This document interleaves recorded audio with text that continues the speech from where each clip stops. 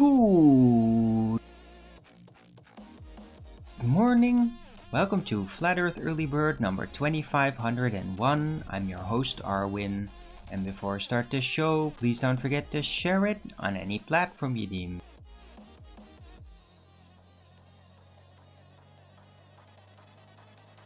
And please also do support me. And please also do support me. And please also do support me through the PayPal, Patreon, Gifts and Go. Links are in the description box below, or send me super chat over at the Rumble live chat when the show is live, or subscribe to my channel. Support a lot. Right. I don't know how long I'm gonna be able to even have food. Right. It's probably not gonna be very long. Right, so I will actually really need support. Alright, anyway. Weather today is nice. It's gonna part.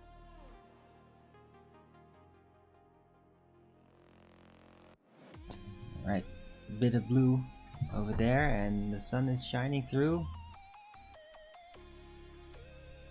and it's quite beautiful.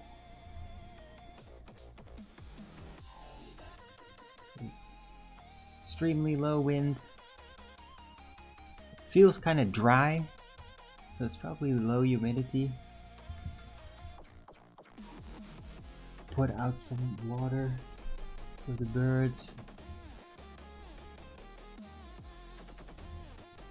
They eagerly took it because, I mean, it's not freezing anymore. It's still kind of cold though, but not freezing.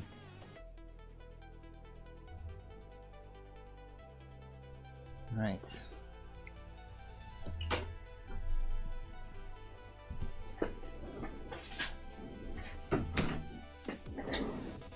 Hello, hello.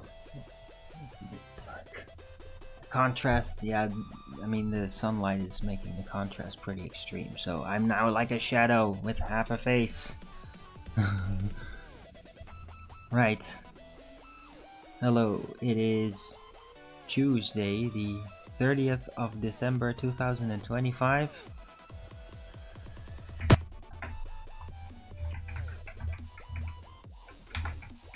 Temperature is 5 degrees Celsius with 66% humidity, 10 kilometers an hour wind, 1% precipitation, and yeah.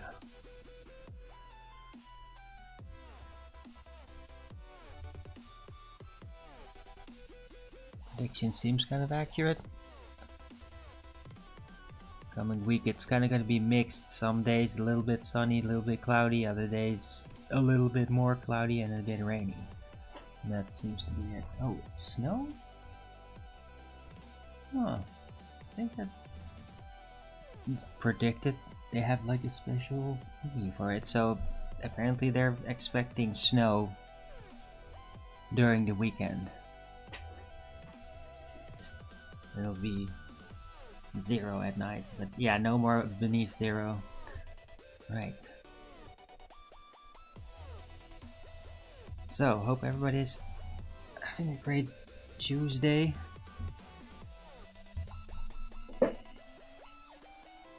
Two more days till 2025 and then moving into the new year.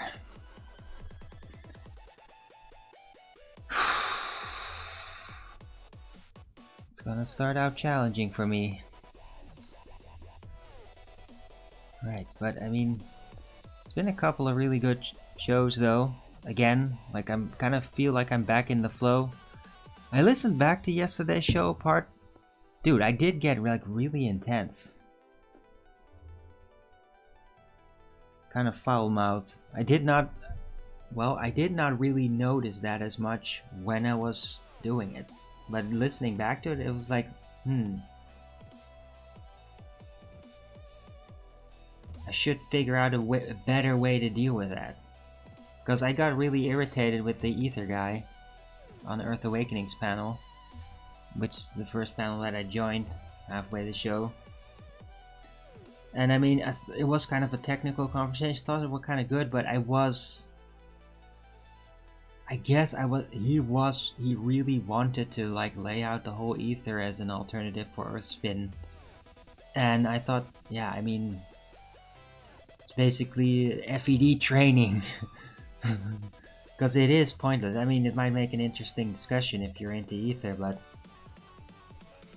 it's not proper Flat Earth versus Globe debating.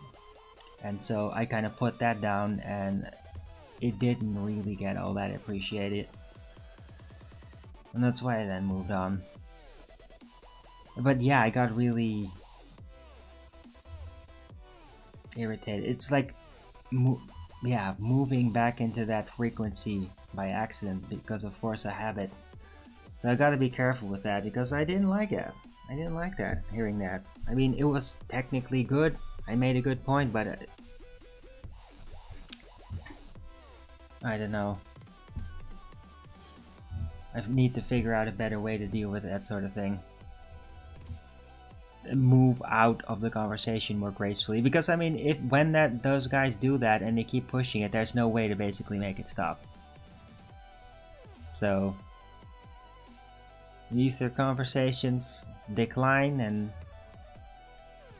and then if they refuse to stop, then yeah, just have to move on. Because I mean, I'm not just gonna sit there and just listen them waffle on for like 10 to 30 minutes about Ether non-stop, and just like, because you get all hypnotized, and it's like, this is not a good thing. And yeah, it's all very interesting, all these correlatory patterns and all that, and right, it's very fascinating. It's just doesn't actually really prove the thing. Not really.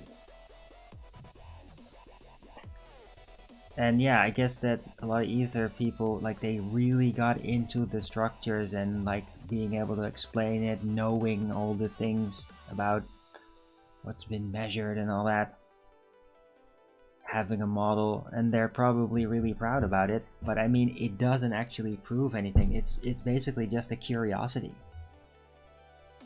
like a curious thing, a set of curious things that are interesting. But I mean, the unifying conclusions that are then drawn are like, yeah, that it just feels like it's sending you into delusion. There's nothing really coming out of it.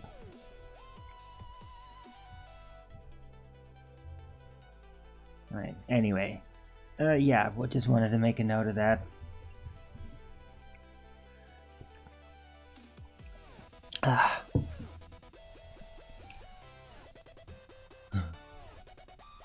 Oh yeah, I got contacted by a follower, Steamy Traveler. Apparently he did actually, on my recommendation, invest into silver, and then immediately like the thing went down. And it's like eh. Like, dude, I don't have any clue on like how stock market stuff actually works, the dynamic of it. I feel like that's just a rigged game, really, a lot of it. So that they would do these kinds of things, like make you keep it at a certain level, then when you invest it immediately goes down. Like,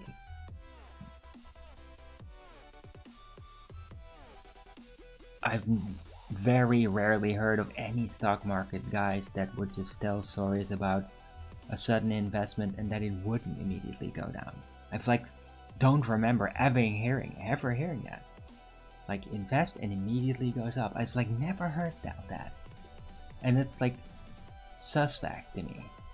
I don't trust the stock market, like that's actually genuine, that it's not manipulated in some way, messed with, corrected, right? Rigged. So in subtle ways, like, because they kind of like want to get their cut out of it.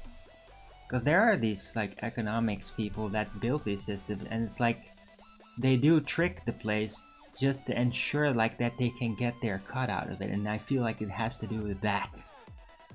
And so yeah, still doesn't matter. I mean, well, maybe the stock market, like, yeah, because I don't know how that works really. I've never really done that personally. But yeah, my recommendation about silver, that still is like valid. What I've said is very valid.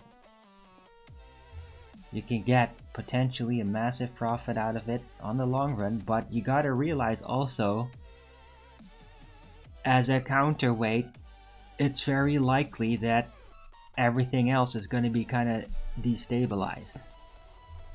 Like logistics, trade, inflation. It could go pretty wild. Like, that is why it will explode so much, you see? So you gotta realize that it's not just like, oh, everything is just gonna be exactly the same and silver is rising. No. There's a counterweight, and it is basically financial instability. And that's what is probably gonna happen in 2026. Like, I mean, it's not been particularly stable this year, but it's gonna probably get a lot worse suddenly. I fear the worst. Right, but yeah, I mean, I can't really worry about that. I just mostly have to worry that I'm gonna be able to eat. That's my main worry, and I can't really carry any more burden beyond that. So yeah, I just.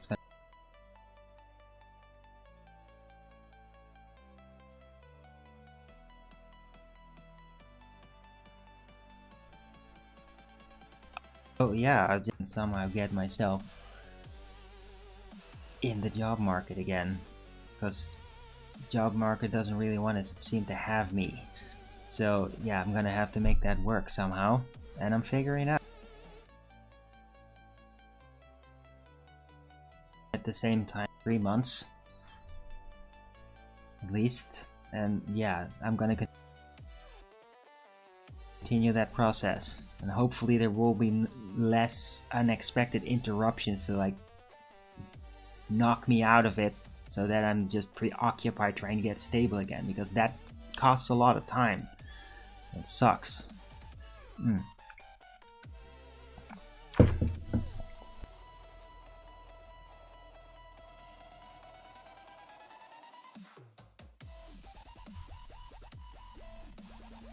Let's see.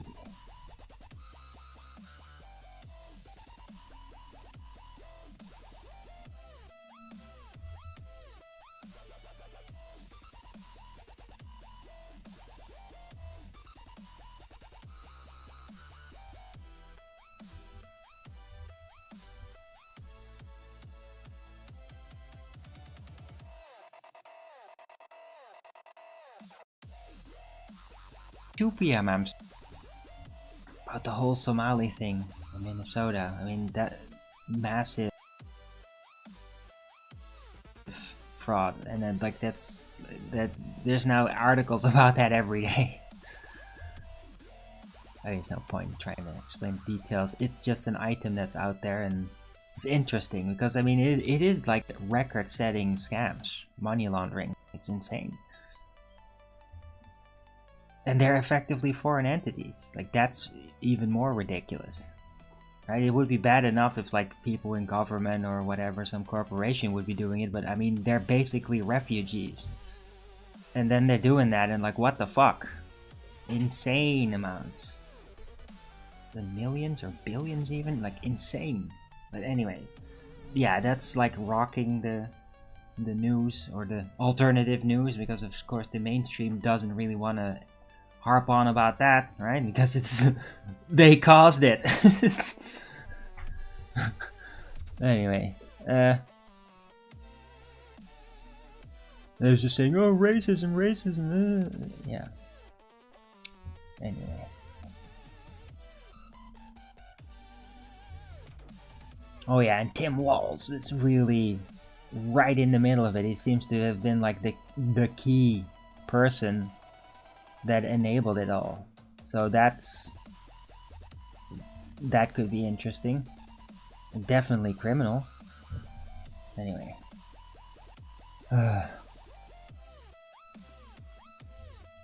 More ridiculous Trump speeches right next to Netanyahu. I mean, it's just so irritating. Just sucking up to him terribly. It's so humiliating. Anyway.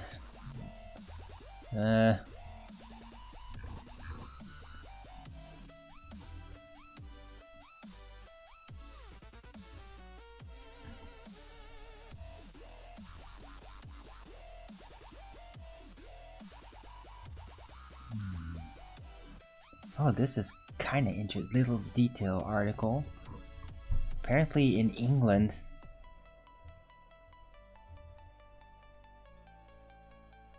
Freemasons like created a lawsuit against the Metropolitan Police because they have a new policy where you basically have to reveal whether you are a Freemason when you go into the police. And yeah, there's a strong ties with that. I mean, I've been saying that. I knew that like 20 years ago. It kind of freaked me out. But yeah, now you have to put that on record, and they don't want to compromise their ability to be sneaky. Because, I mean, Freemasons do sneaky things. They really do. Like, they get involved with covert operations and shit. All the time. It's like a side job. It's weird. And psychological operations, but I mean, yeah. So, that was kind of noteworthy, I thought. And interesting that the British police would actually start to do that. Like, they don't do that over here. I wouldn't be surprised if like every single police officer here that's like lasted longer than a few years is a Freemason. I don't know though, but I mean, many of them, I suspect, would be.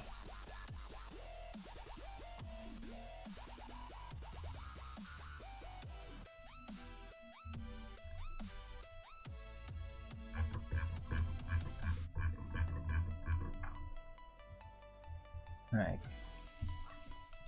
Yeah, I guess that's kind of it when it comes to articles that I'm bumping into that have noteworthy things. Oh yeah, crazy shit. I mean, it's almost becoming standard. Like, oh, peace deal with Putin meeting with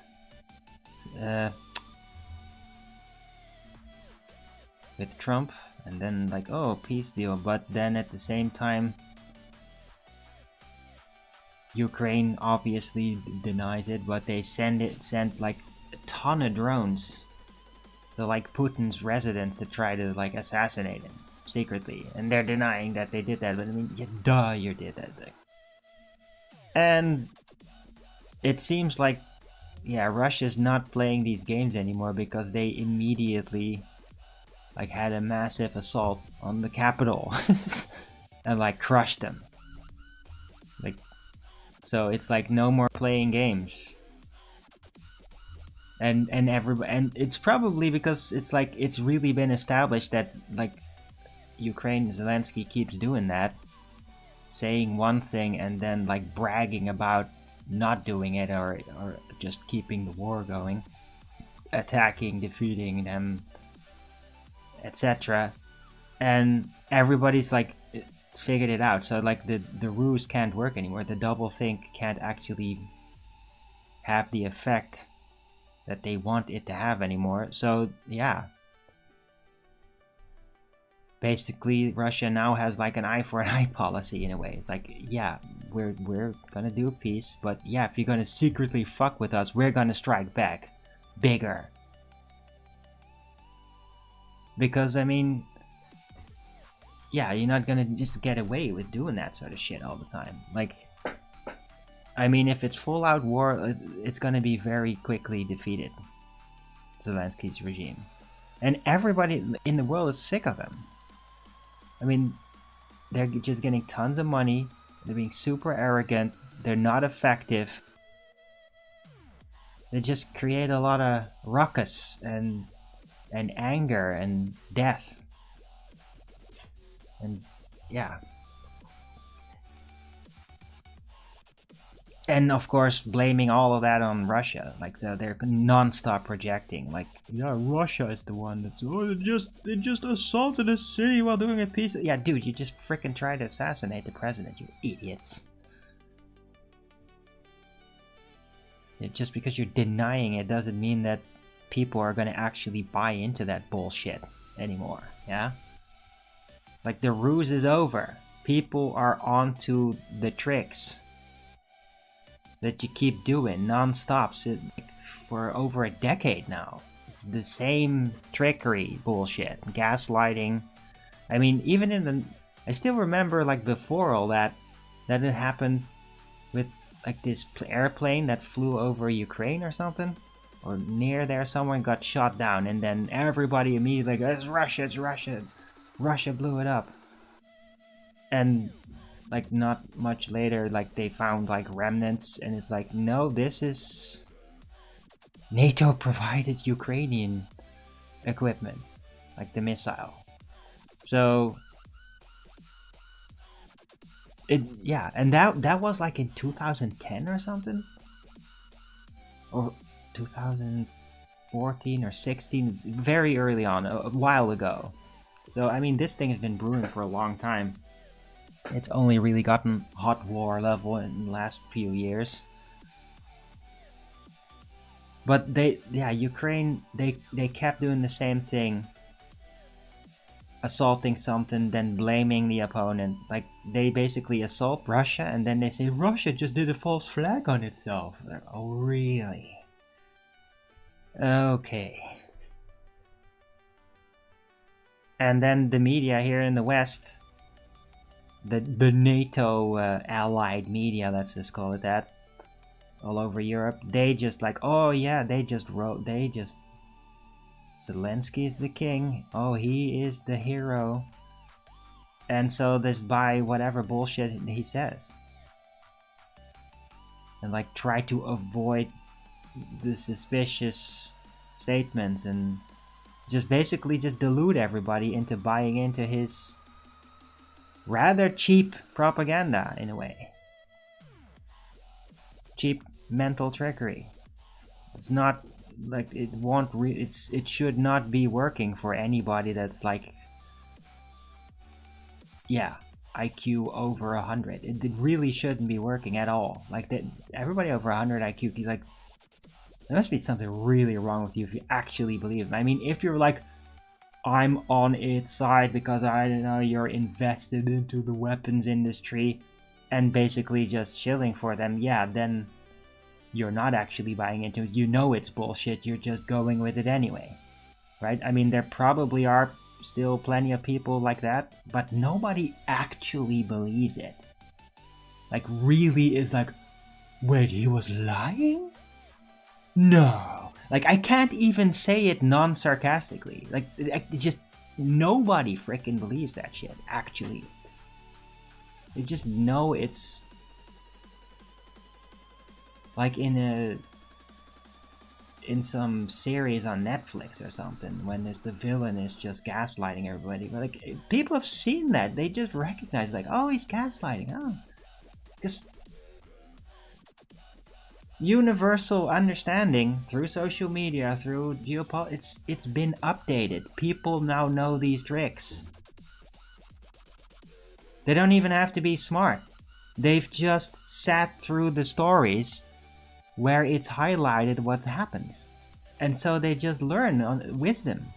They don't even have to be smart to get it. They've been exposed to it. Now they're spiritually inoculated against it. They recognize the feel of it, etc. It's not new anymore. It can't trick them. Because they get the patterns intuitively. They don't even have to be smart. People don't buy his tricks. Like, I bet literal mongoloid people are not even buying his tricks. And they are like gleefully gullible sometimes. So, they're not buying it either. So, yeah, anyway. Enough about that clown. Because, I mean, Zelensky is he is a clown. That's what, he used to literally be that silly gay clown. And then he became president, and suddenly his act is all really serious, and he should just go back to being a clown. I think he was a lot happier just being a jester than trying to fool everybody and like guiding them into death and shit. It's not good for him. Not that I really care, it's just noticeably wearing on him, but he keeps holding on. He's probably just blackmailed with death, like, if you stop this, you die. So, but I mean, he got himself into it, so yeah, shouldn't really feel sorry for the guy.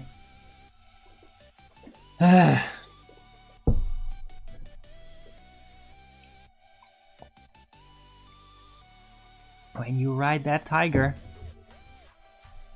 you know you're gonna end up getting eaten.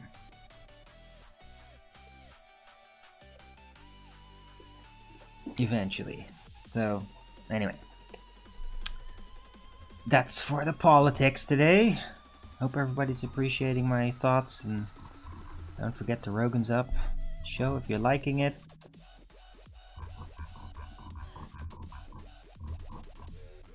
Maybe you have questions or want to talk about something like flat earth related. Bumped into this little X video here. It was just funny. It's a lady just doing a typical short little video. Basically bringing up the 24-hour sun from the final experiment. Like, she is a flat earther and just made me, ask the question that I hadn't even really looked.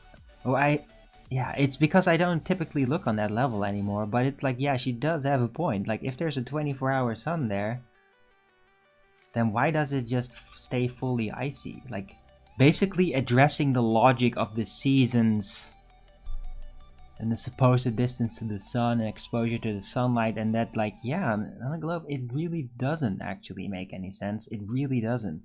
And I've seen response posts that basically utter all this science fiction logic as to, like, no, but because of this and that and this and that, and that's why it stays frozen.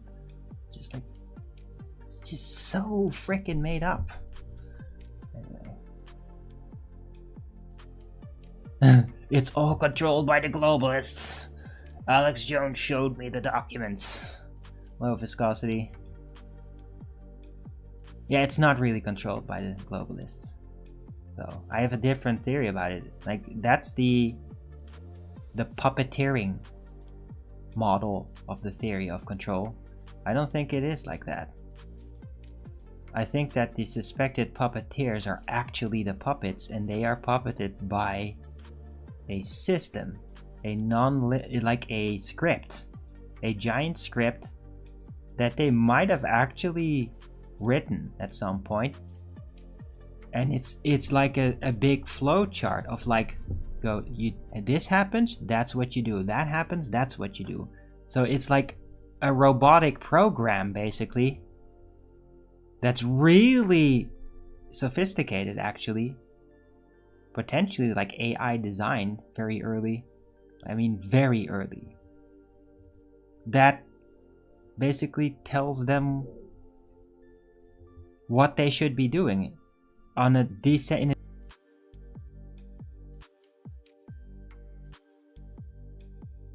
a communicator, operator, and not a manager. And that's how I actually think the globalists operate.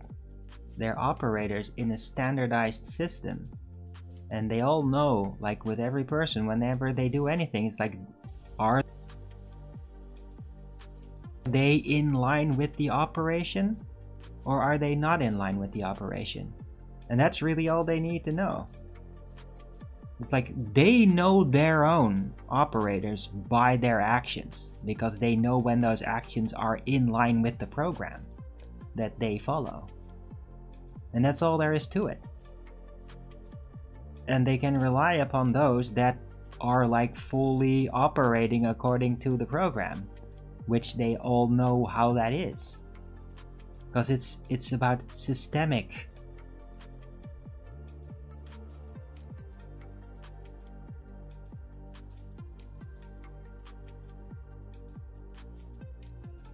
Took it, then it doesn't work anymore. No, the system they wield is so dynamic. It has a way to respond in any scenario. Some scenarios are just more favorable for them than others, and that's it. But it's like, it's a continuous operation that just, they can just basically follow it the rest of their lives until its full conclusion, basically. And that's what I think how they operate. They have a system. They don't have centralized designers, because the design process for how they operate is already was finished long ago. They just have to keep adapting to it and how it works. Stay in line with that frequency. That's how I think they actually coordinate. So yeah, not people in direct control that make the decisions and then everybody follows those decisions. No, it's standardized form of operation, and you just have to see who is investing the most into it by them operating in that fashion, which is like visible to the other operators. They know when somebody's like really doing their best to stay in line, when they're fully invested, because it comes with sacrifices like public humiliation and credibility loss in a certain, like in a spiritual way. That is the price. And so by the price that they put on the altar for this system, they become reliable because they sacrifice to it. And that's how it operates. It's like a decentralized priesthood in that sense. It really is. That's how the globalists operate. And there is documents.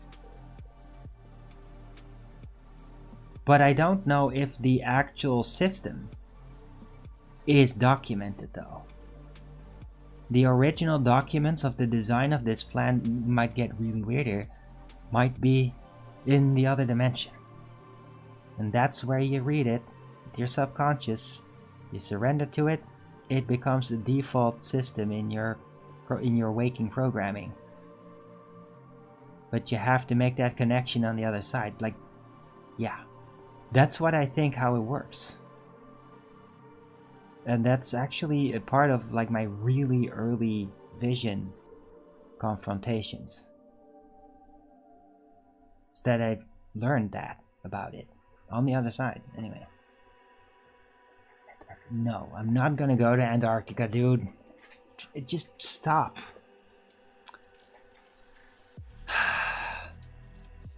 And I don't even care if there's a 24-hour. Like, I'm okay. I like the notion that it's now accepted that there's a 24-hour sun. I mean, yeah, I realize it could have been faked. I mean, some of these flat earth that are like insistent about it, like, there is weird things. It's not foolproof. It's just I have no personal or intellectual objections to if there was a 24-hour sun in Antarctica at all. It fits my model, the Pac-Man, with the holographic celestial sphere. Yeah, it fits it perfectly. It makes perfect sense to me. Like, way more sense than literally every other flat earther. Like, way more. It is like they're all dabbling in like, oh, we gotta get the feasibility to like 50% with what we're doing. And it's like, yeah, I'm at 98% with that specifically. 98%. Like, it makes absolute sense. It is logical within how I've devised the realm works. With the looping system east to west and celestial sphere and its angular shift over latitude distance, and the sun being on the sphere in a coherent way, yeah, and then it would appear 24 hours in Antarctica during the winter. Yeah, it's exactly what would happen, logically.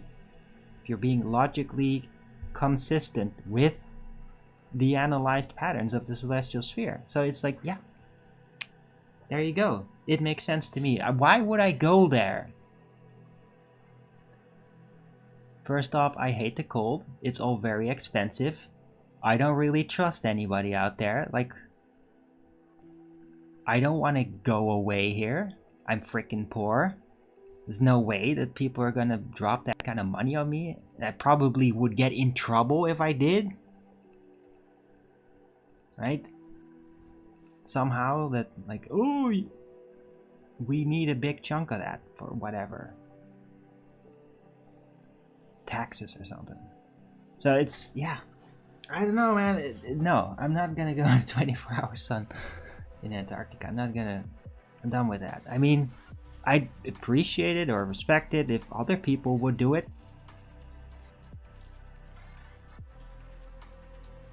But it's not on my priority list for anything. I don't have any reason to really do that.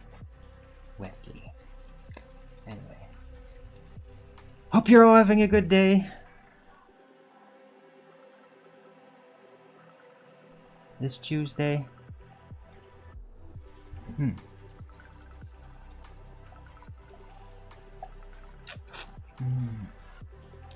had my coffee a little bit stronger today.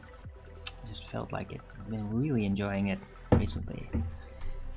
It's so weird though. I mean, 2 weeks ago I was like, oh god, this coffee is like, it's making me sick every afternoon. Now it's not.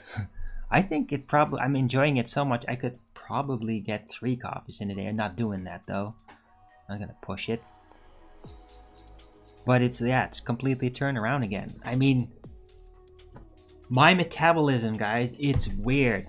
It's like things that like, oh, work perfectly, and then it's like, oh, it makes me sick.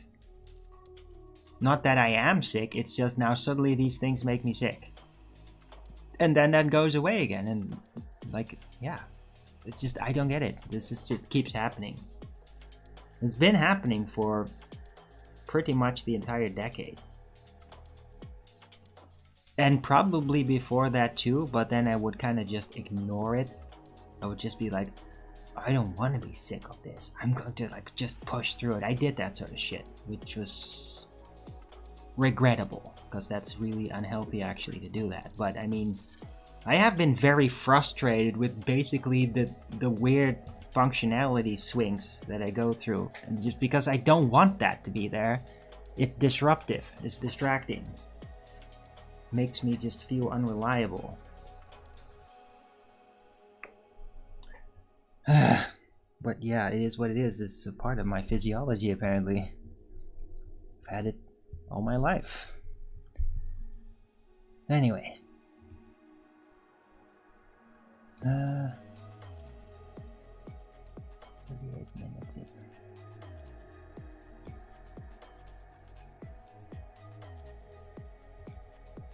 Yeah. Hope you all enjoyed me sharing that song yesterday. The AI song.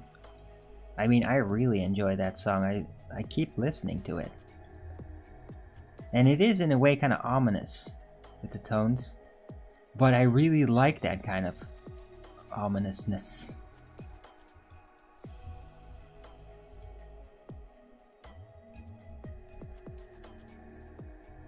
It's like an exciting form, like something really radical but potentially dangerous is right around the corner. Like that's the kind of feel to it. Exciting but a little bit scary.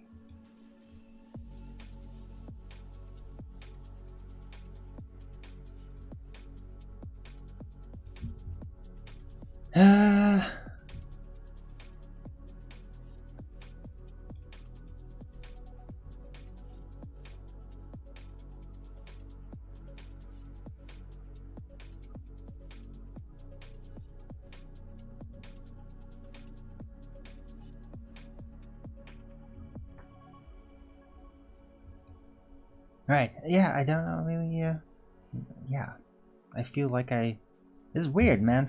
40 minutes, I feel like there's already been an hour. I don't know why. I don't know why I feel like that. Whoa, the moon's all the way over there now. This is weird. The sky seems to be suddenly clearing up a lot. Those clouds moved out.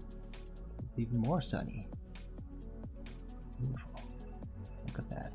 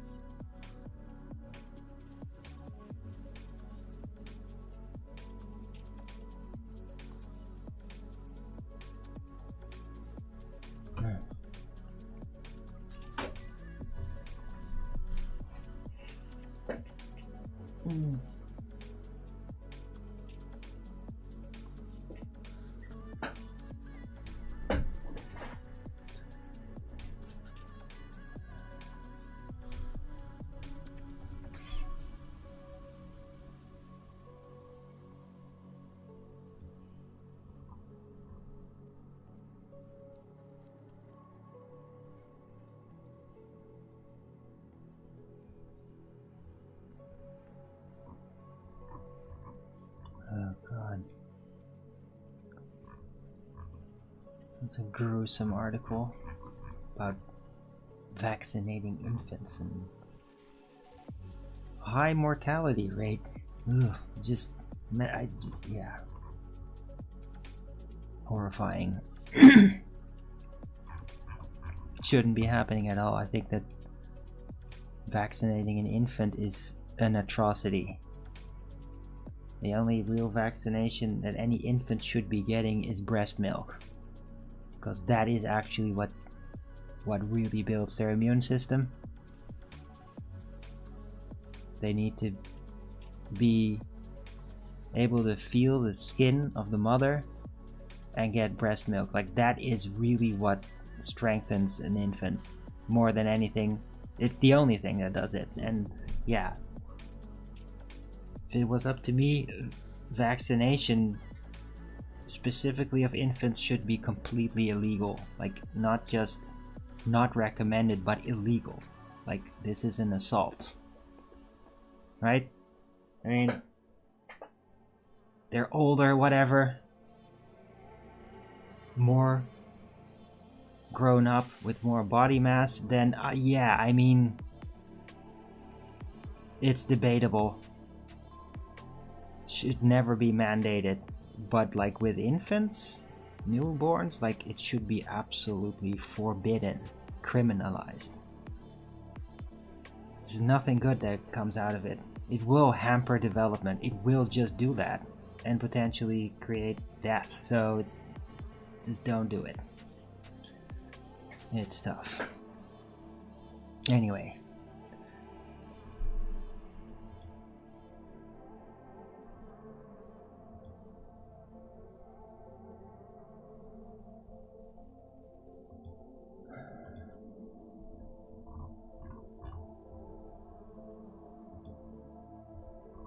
Yeah, reminds me of the text of that song about how the system just tries to stay obscene. I mean, just that article, it is obscene. It's the news, yeah, but I mean, that news is really gruesome. And it's just rolled out like it's commonplace. Like, shared like it's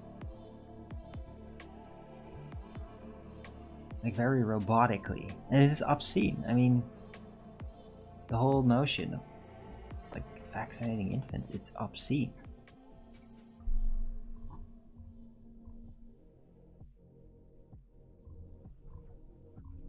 A lot of things out there that just happen due to the system are obscene.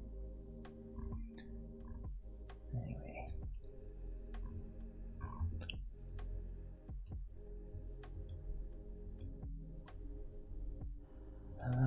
Let's see what's going on now. Okay, let's take a look. Who's in Earth Awakenings?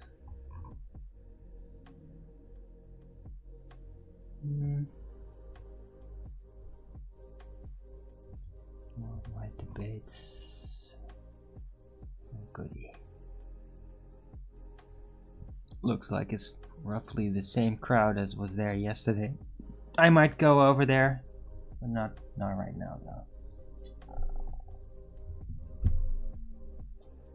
Breast milk for health insulation. Super expensive, though. Yeah, I'm sure.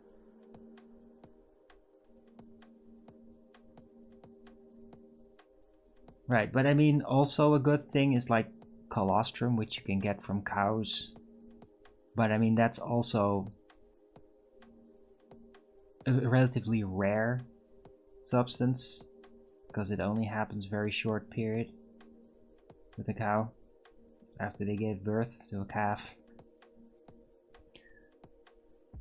And yeah, that would also greatly benefit. I mean, especially if you're not breastfeeding your baby for whatever reason, or you can't, then like they should be getting at least like some colostrum, because that really helps build your entire system. And you can like take that too like later in life. It can really rejuvenate you. But it is expensive. But I mean very effective though. I don't know about human breast milk though, Wesley. That is sold. I don't know.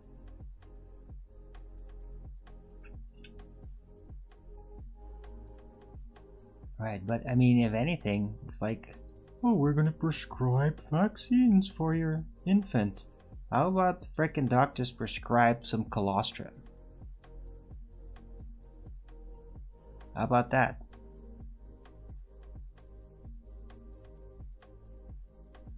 Or rather, like, hey, is the breastfeeding like sufficient?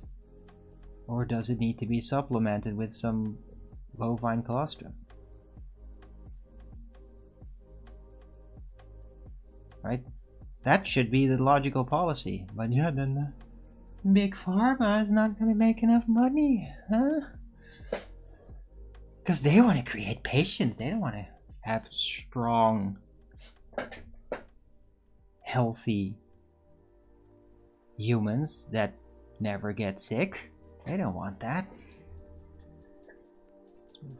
Antibiotics. Switch. What?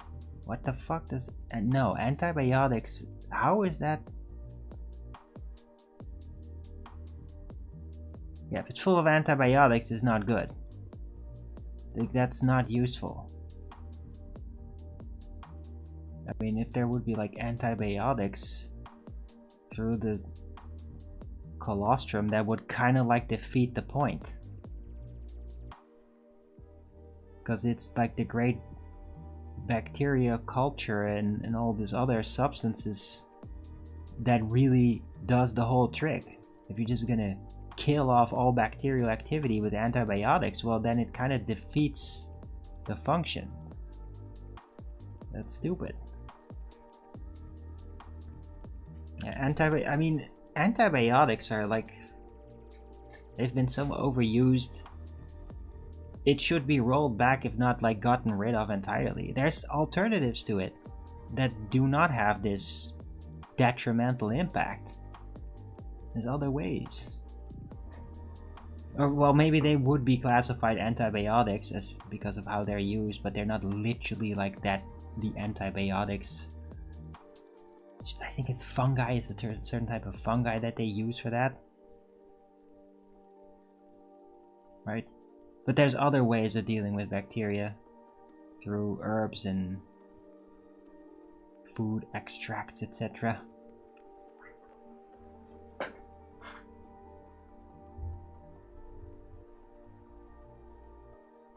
Oh, farmers podcast for that to be except people switching investment. Okay, fair enough.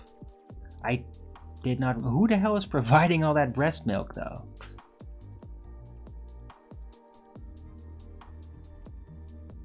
I mean, could it be like illegal alien women in farms? That would be freaking creepy, dude. And do not put it below them. Like, they would do that. I mean, just some of those cultures, they do not particularly respect women's rights, and they will literally treat them like cattle. And well, they might be farming them for breast milk, so that's weird. I mean, if there's like breast milk being sold locally somewhere, there's like a couple of women that you get to see, that would be one thing. But if it's like industrially available in stores, that is really suspect. You should be like figuring out like, how are they set up exactly? How are they doing this? Because I mean, you might end up with like these weird compounds that are just filled with women just being milked like cows, and they don't really get to do anything else. Like, that would be messed up. Don't put it below them. Anyway, Weird story, Wesley. I don't know if anything what you're talking about is actually real, but whatever. Huh.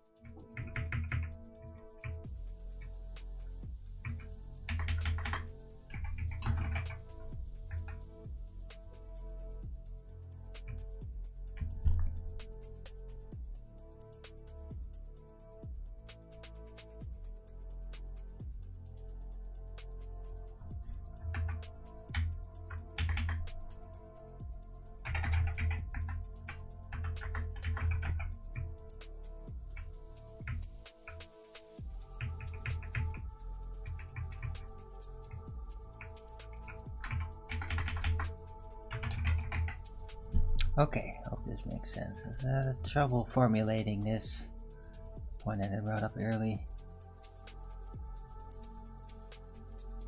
How that too, I think.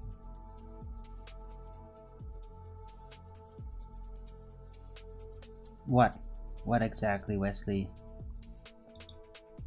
Kind of moved on. So I'm not sure what you're responding to there.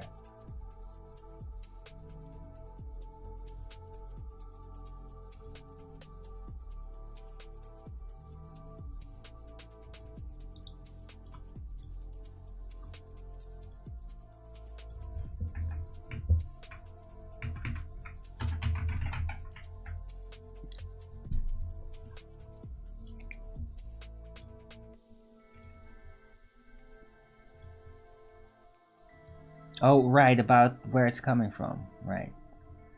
What's that?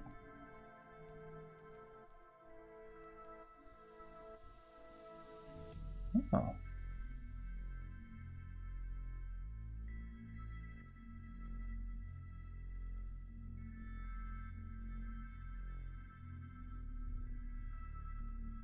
Huh.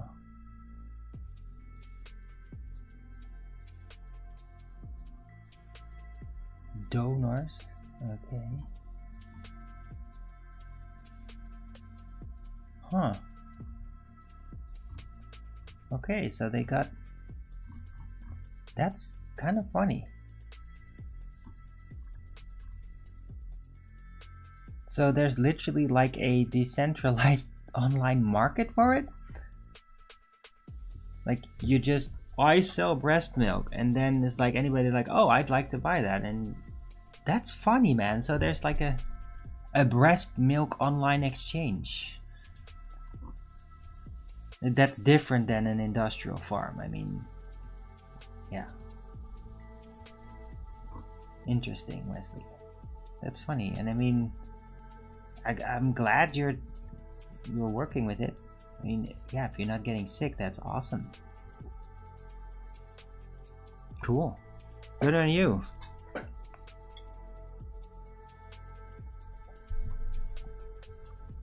Huh.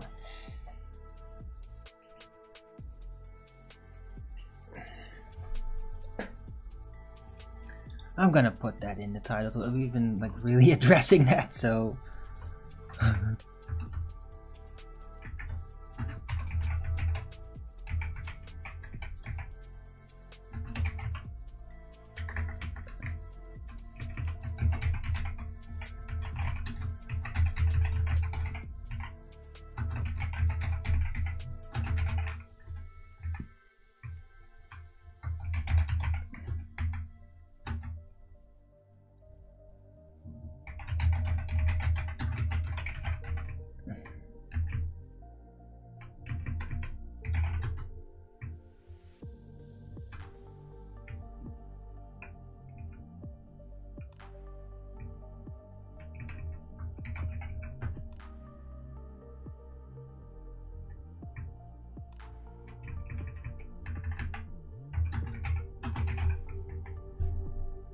Yeah, okay, I'm making a bit of a joke with it.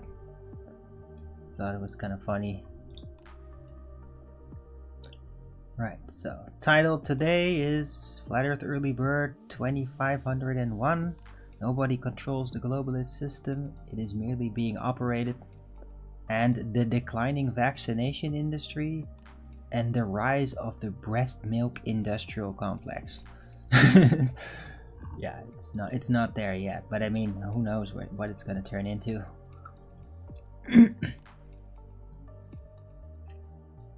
But it's always good to kind of like mention these two things together, like vaccination versus breast milk. Like it's a true dichotomy. It's very relevant for everybody's knowledge. And by polarizing these two things against each other, like that can really help people realize what is what and make the right decision. Even people that are not necessarily very smart or good at like health things. They just need to understand that there's this true dichotomy there.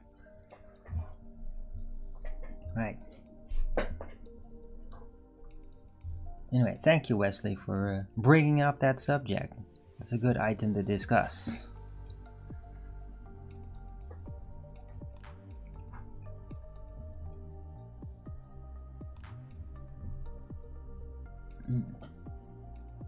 Hope everybody appreciates the show. Don't forget to Rogan's it up if you are.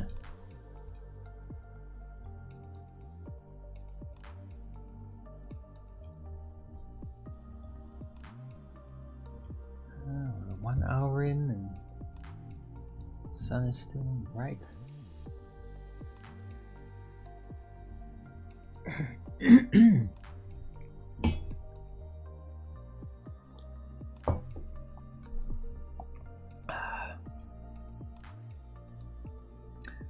Watching. OBS is stable.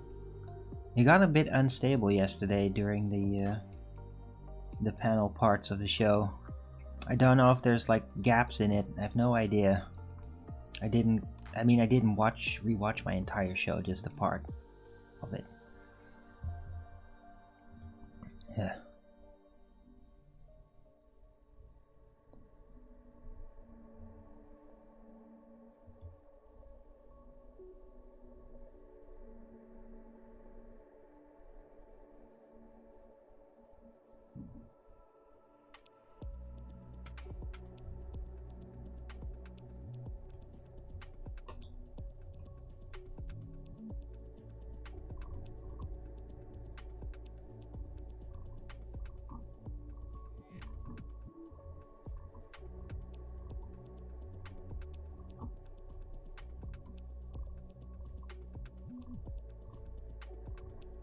Huh.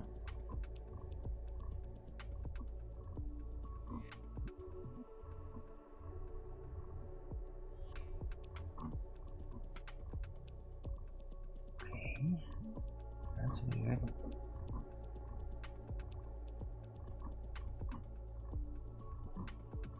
That video on screen.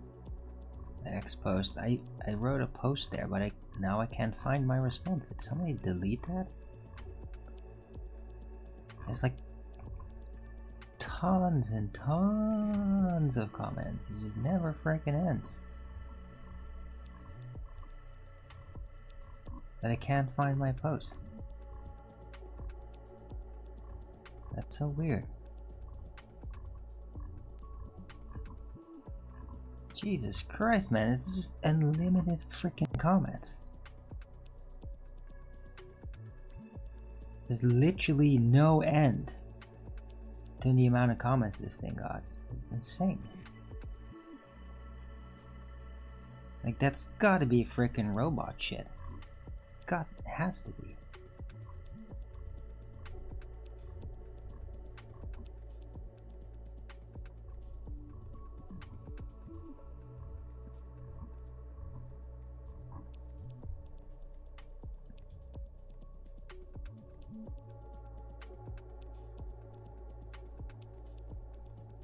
I wish there was a better way on X to actually watch like a record of your comments and everything.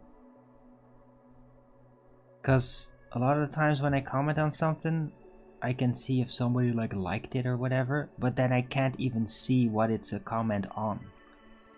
I was kind of thought it was kind of stupid that it worked that way.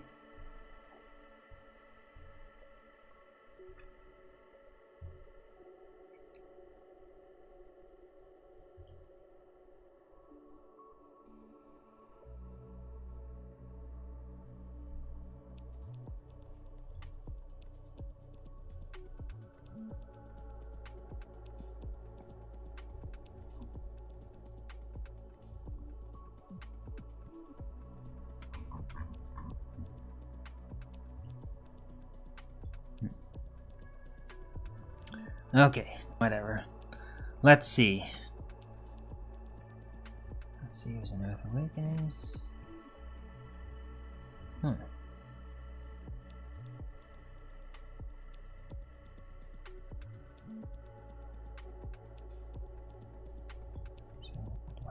Oh, Buck Sodbuster. Oh, what a surprise. Him being there. Oh my god. I'm gonna join with Earth Awakenings. And let's see if he immediately jumps in there. Anyway, so yeah, I hope everybody appreciated the first hour of this show, and I'm gonna just see what's going on over at these other places on Discord and see if something interesting comes rolling out. And if it's gonna be Ether stuff again, I'm gonna try to deal with that better. Right, anyway.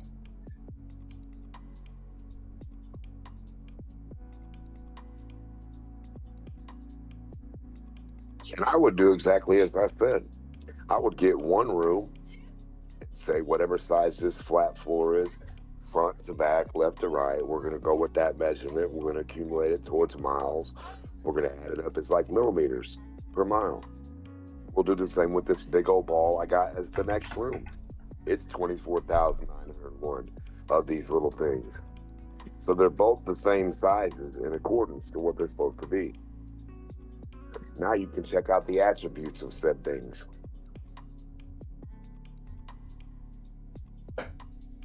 You don't have to worry about a story on how something might, coulda, woulda act, because you don't have that action.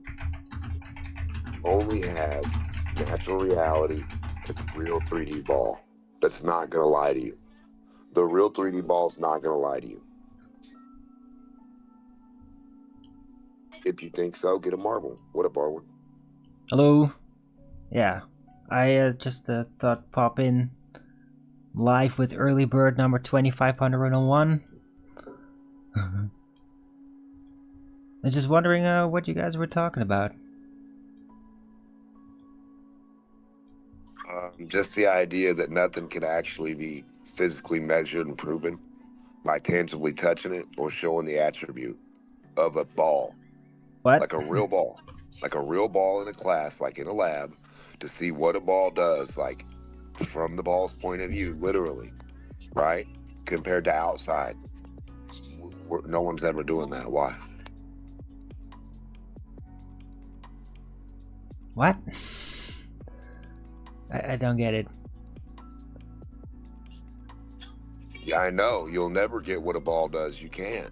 You'll never know how to tell me, Demak, a ball would do this, and a ball would act like this, or a human would see this from a ball's point of view, because you don't have a reference of a ball to prove your point.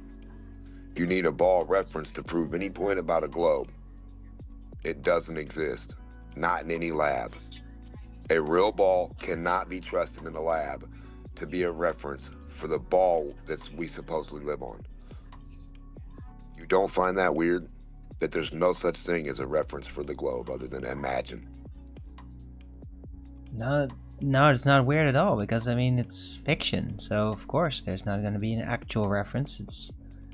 It's just the mathematical rearrangement of actual measured data and coordination systems and celestial relations into a virtual environment that is the ball Earth in outer space. It's designed that way.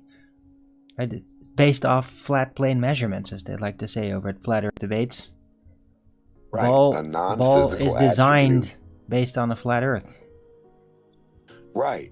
And no one finds this weird that you cannot go get a ball, no matter what size or scale, and line them up. And you can't trust any of them if you were a glober to say, this thing is going to do what our ball does. No one finds this weird. Yeah, well, they just say it's because you'd have to scale it up to the entire Earth. That's just what they say. And if you're going to say... Like, yeah, but... Okay, but this is the main point here. Where is the ball in the lab following their lie? Where is the different ball in the lab acting different than the next one because it's bigger in front of our face, acting magical? Well, because they can't build a lab big enough to demonstrate it, because you'd have to go to like the moon or something. Like, yeah, I mean, how you got to be insanely large laboratory, because you would have to have such a big mass in order to show the effect. And of course it won't show the effect, but in their theoretical workings of it, it would have to be so big before you start to see a gravitational pull, basically. So they don't even have a leg to stand on. No, of course they don't. So not one reference of any globe argument person, any globe debater who has never had one reference in their life on what a globe does, are arguing with all you guys and me and whoever, right? I don't care how long they went to college. Yeah. They don't even have a reference. Yeah, There's but like no point in any dog. They're spewing garbage. Yeah, but it's because, look, on top of what it is they think is real, they've been conditioned to basically argue about theoretical ideas and then thinking that that's science instead of actual empiricism and testing.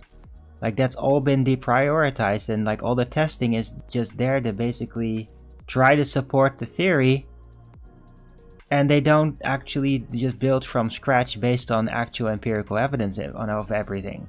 So they're just arguing the theory And they think that if the theory is solid enough, if you have enough structure to try to explain things, then that means it's proven.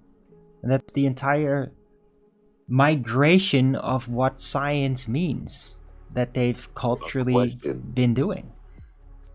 It's a question. Science is their science is nothing but a question without an answer. It's a never-ending question, literally, that you can answer till the dawn of time, and your answer can always change, and you can never be certain. Yeah, but that's not actually science, though. That's the culture. That's the culture that they call science. It's like a directive. It's a building up structures and ideas in favor of a very specific outcome. It's a culture. It doesn't have anything to do with science. It's all biased. But they call it science. There would be an answer, right? Like when I come to you with something to like demonstrate or do something to show you how to build a house, the answer is in everything that we do physically with this materials, and when we put it together, the end result is going to be this answer that you'll attain, right? The first-hand knowledge from this thing, right? You'll get the answer. But from Globe, you can't get the answer. You can't get the answer. You can't prove whether you're right over another human, because we cannot trust the attribute of a real ball. Nothing about it. Yeah. There's nothing we can trust in physics to say this proves a globe, because they already tell you that in physics nothing can attain that globiness. Right, because it's only assembled in their minds and not in the physical world. That's where the idea lives. That's unobtainium. And they just think that suffices. They think that if an idea is elaborate enough and extensive enough and accounts for every other idea, then that means it's real. Yeah. It's a religion.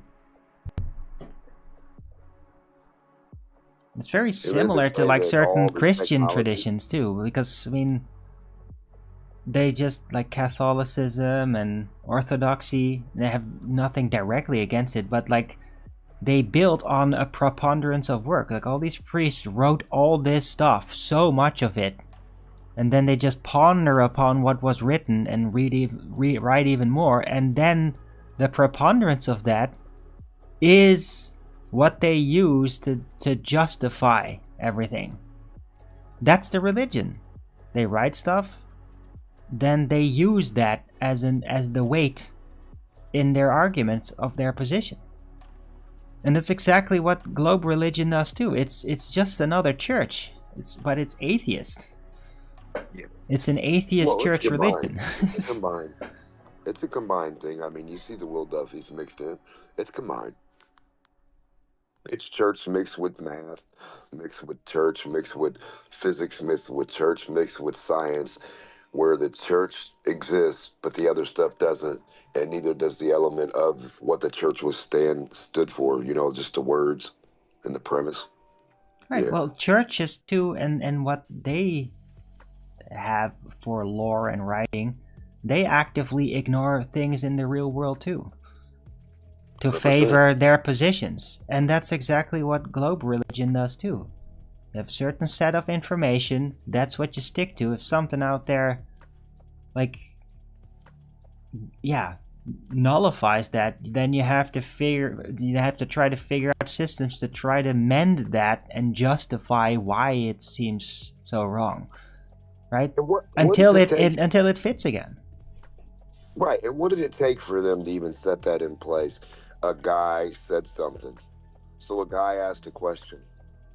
And here we are in 2025, can't get rid of a guy's question, and there is no answer for it. No one finds this weird that a guy's question is our premise of science. Not an answer, not the experience, not the knowledge of it, but just some stupid question some guy asked a long time ago that passed away, that probably didn't even like his own question, or didn't even know why he asked it himself. Right? Maybe. So how do you and I ask a question today and it becomes everything? It becomes Democtonian mathematics or Arwinian physics Like, when do we get that? Why are we not special enough to say a word and a question and get the whole of everything behind our science? Word, question. Because in the end, it's all just luxury. Knowledge. It's all like the way people utilize it is to just use it as a foundation and operate in accordance with it. But it's a luxury. It's like a luxury of trust and what do you call that? Being content. And that's it. So it's like, yeah, it's handed down. The bigot system is what people are going to follow, whether it's right or wrong. Like, there's not enough interest really in even like pursuing and refining the truth, because like the entire system is held together by systems that aren't based on that, where truth doesn't have priority. It's narrative driven, not truth discovery driven. And so it's a luxury, and some people get called from within. They have just a strong intuition to just do that, to pursue that entire life against everything.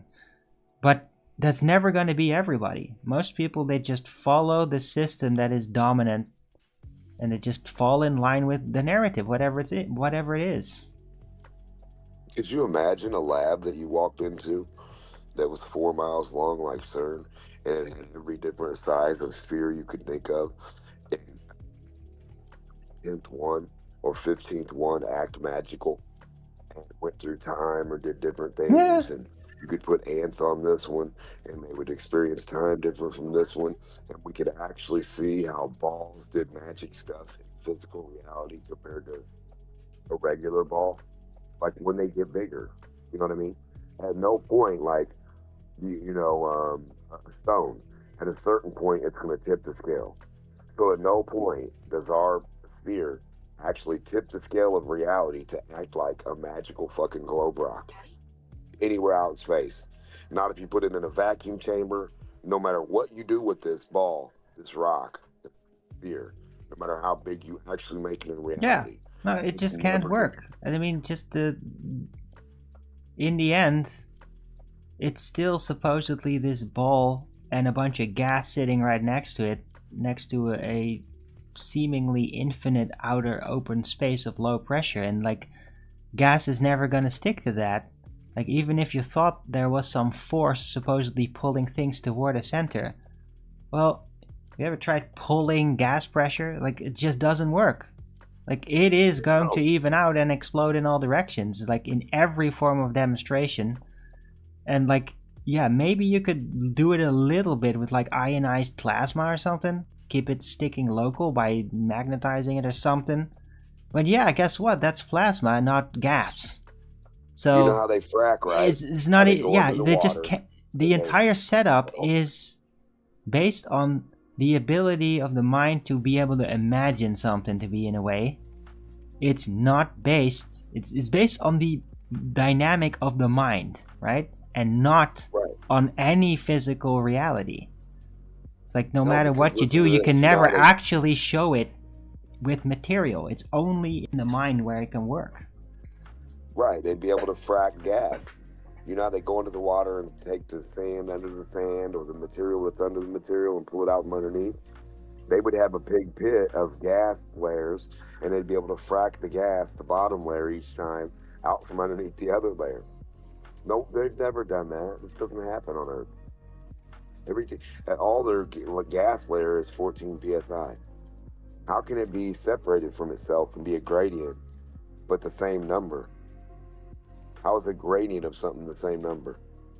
Explain that to me. I got a gradient of 5. What?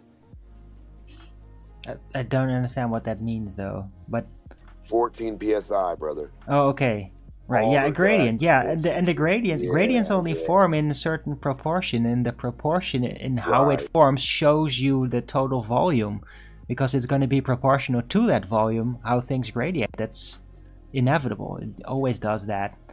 So yeah, the gradient alone just shows you that the total volume available is just not infinite. Correct. it's one single number. So if I have 15 and it stays 15, I can't say I've got hydrogen at 15. Or all these things and they're all 15, but they're layered and held at a certain orientation by gravity. Get real. Yeah, no, but the way they argue that, though, in their mind at least, they might not even do it outspokenly anymore, is they just think of gases as fluids, and so basically they just kind of sneak in there like it's a liquid that's just going to sit in layers. And of course gas don't do that. They mix in and they spread out to fill the volume. But if they just rearrange how they think of the gas, then they can make it work, and then you have like a system where it's basically you have an open space and you have puddles of gravity. They're like holes in time space, like holes in the ground, and those holes fill up with liquid, as liquid right abides by the shape of the container. Well, just think of it as a container and it fills up with liquid, but it's not liquid, it's gas. So the gas behaves like liquid, filling up in gravity-based holes in space-time, puddles. So it fills up locally, and that's how it then stays in place.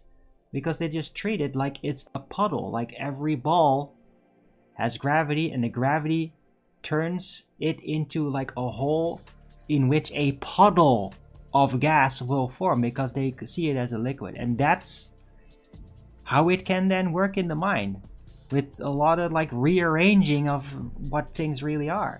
That's the process. That's how I envisioned it when I still actually believed it decades ago. It's like, yeah, it's space-time, the gravity, it's like a hole in space in the fourth dimension, and gas just gathers there like liquid trying to find the lowest point. And where there's more gravity, there's a lower point, so it will just heap up in there like a puddle. And if it sticks out too much because there's not enough gravity, well then the liquid's not gonna gather there and it's gonna stay a vacuum. And that's how there's like localized points where gas gathers around gravitational centers and doesn't escape. Because you said think energy, of it like that. Right? In a porthole, right? Think about that. What is a bubble? A bubble? What is sonoluminescence, or a bubble, right? Oh. What is that material? Oh, that's plasma. That's basically water being ripped apart through sound, and so violently that it literally creates plasma that lights up. So, but it's no porthole to the next universe, right? No, technically no. I mean, that's science fiction, right? To think of Correct. it like That's what I'm pointing out. I'm glad you're on the same page. But what I want to ask is, so if I make a sound bubble versus a heat bubble versus a chemical reaction bubble versus an electrical spark bubble or a temperature bubble, right? From hot and cold, just exchanging at a different rate, okay, in a medium. And if I have different liquids, are all those so-called bubbles going to be the same element? Well, it depends on what it's going to be a bubble in, but I'd guess no. They're not going to be all the same? Correct. So my question then is, what is a bubble? Well, bubble is a shape. Or whatever, you go out in nature and these gases are here. But then I go inside a liquid where the gas isn't and take sound and violently erupt the thing with frequency. Now I create what's called a bubble. So that sound made what material out of the water? Did it actually make pure hydrogen? Did it make whatever? Did it make plasma? It rips it apart. It shakes it apart so that it turns into hydrogen and then plasma. That's why. And why can't we use that? Okay, like a spark plug, right? Or the initial thing between the two to fill the gap, the tuning fork and the reaction right there. Yeah, well, I've asked that actually, and I mean it's interesting because I thought, why can't you just put a wire right in the solar luminescence and like tap out of the energy? But apparently you can't do that. It's really intense, really local, but it's not enough to basically be tapped into, or the tapping into it would disrupt the unity that allows that specific process to happen.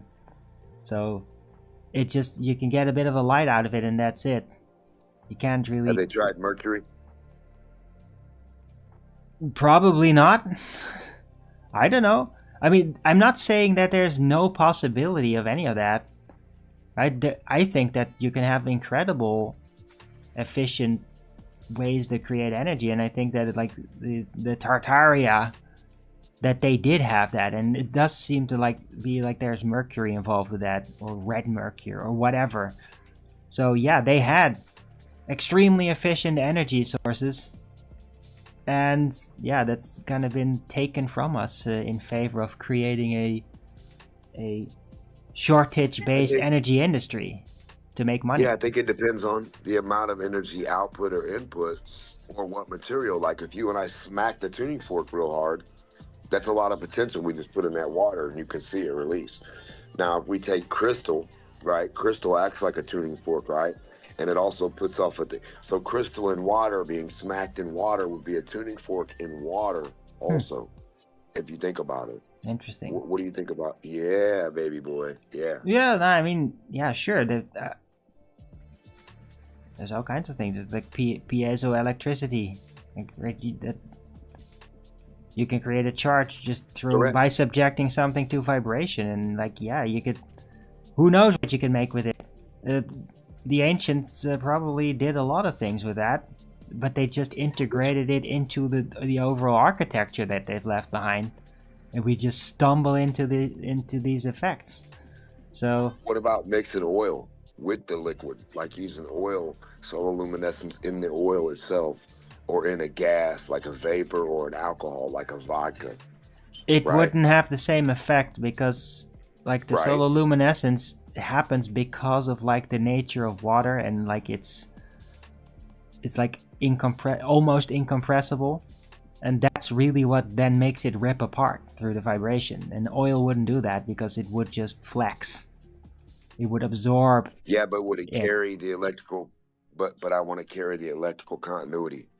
So like, is there a liquid you could use, like alcohol, oil, or something that, like, you know what I mean, to like a refined extent? Like, no, it works with water because of the unique properties of water. It doesn't work with oil, again, because the oil.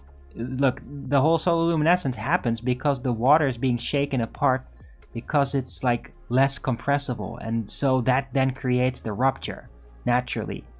That then leads to the plasma. Well, oil won't do that, because it will absorb the shaking apart, and so not be forced apart and turn into plasma.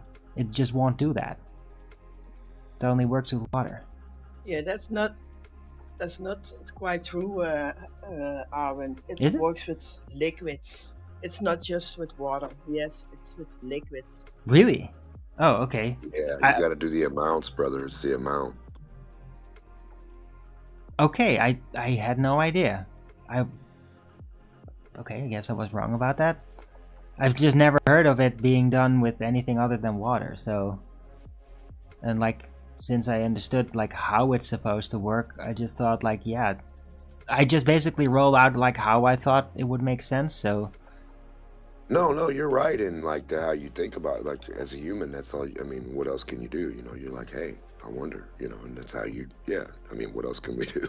Is there any demonstration of sololuminescence happening in anything other than water? I'd like to see that. Have you ever seen a mercury arc rectifier? Yeah, that's a liquid as well. I'm sure it is, but I mean, that's not sololuminescence though.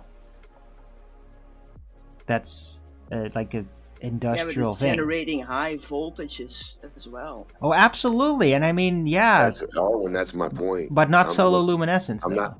Hold on, you're the one stuck on that. Remember, my outcome is just, can we put a frequency into this and get the outcome to have a powered motor or battery or generator? Oh, absolutely. I don't really care. Hold on. I don't care about the end or the words you're using, like sololuminescence or not. I just want to be able to get the energy magnified, or to be able to transfuse the material to get what you want, to get the outcome of the action, so you can light it, so it can be non-inert. Okay? All right. If that's possible. Well, you already said it. I mean, mercury arc generator, I think it's called. Yeah, ancient device that are still out there, by the way.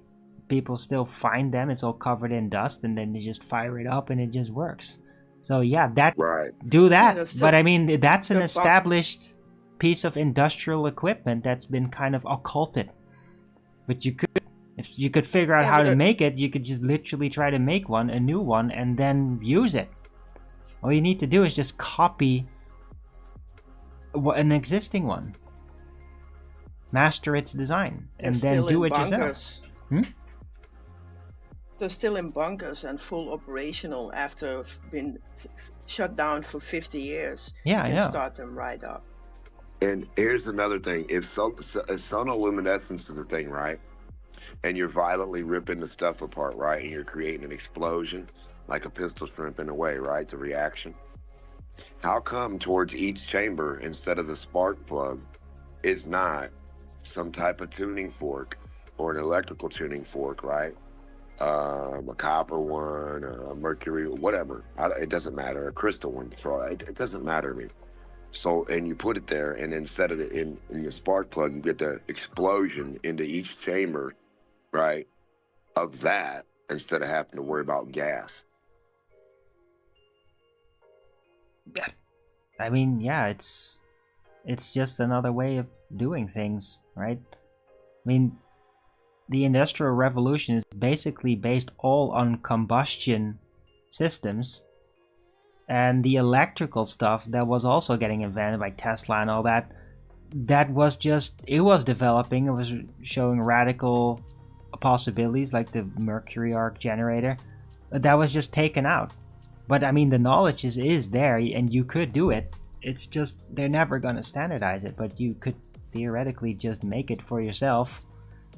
You don't try to ask patents for it and like, oh, I'm going to sell this everywhere around the world. Yeah, then you're probably going to disappear.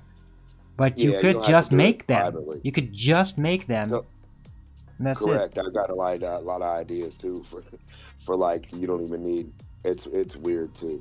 So you'd probably be without an air conditioner, but you'd like the outcome, the result, if you like muscle cars. And you'd probably be without spark plugs, but you'd like the result, because the electricity that goes to the car would replace the spark plug itself if you have an electric car. So you could have an electric car, but with sparked ignition, right, for a combustible motor still. And you still have the two. Dude, I mean, in the not too distant future, you could literally have micro-nuclear reactors in every car. Right. That Correct. It's just like, you don't even need any fuel. It's just like you have this battery thing and it lasts for like 100 years. And like, even if you crash and burn, there's no dangers or toxicity whatsoever. It's just, that could be. And then the idea for heat, right? When they say, oh man, I'm producing too much heat. You know where you put that? Colorado sidewalks, driveways, roads, right?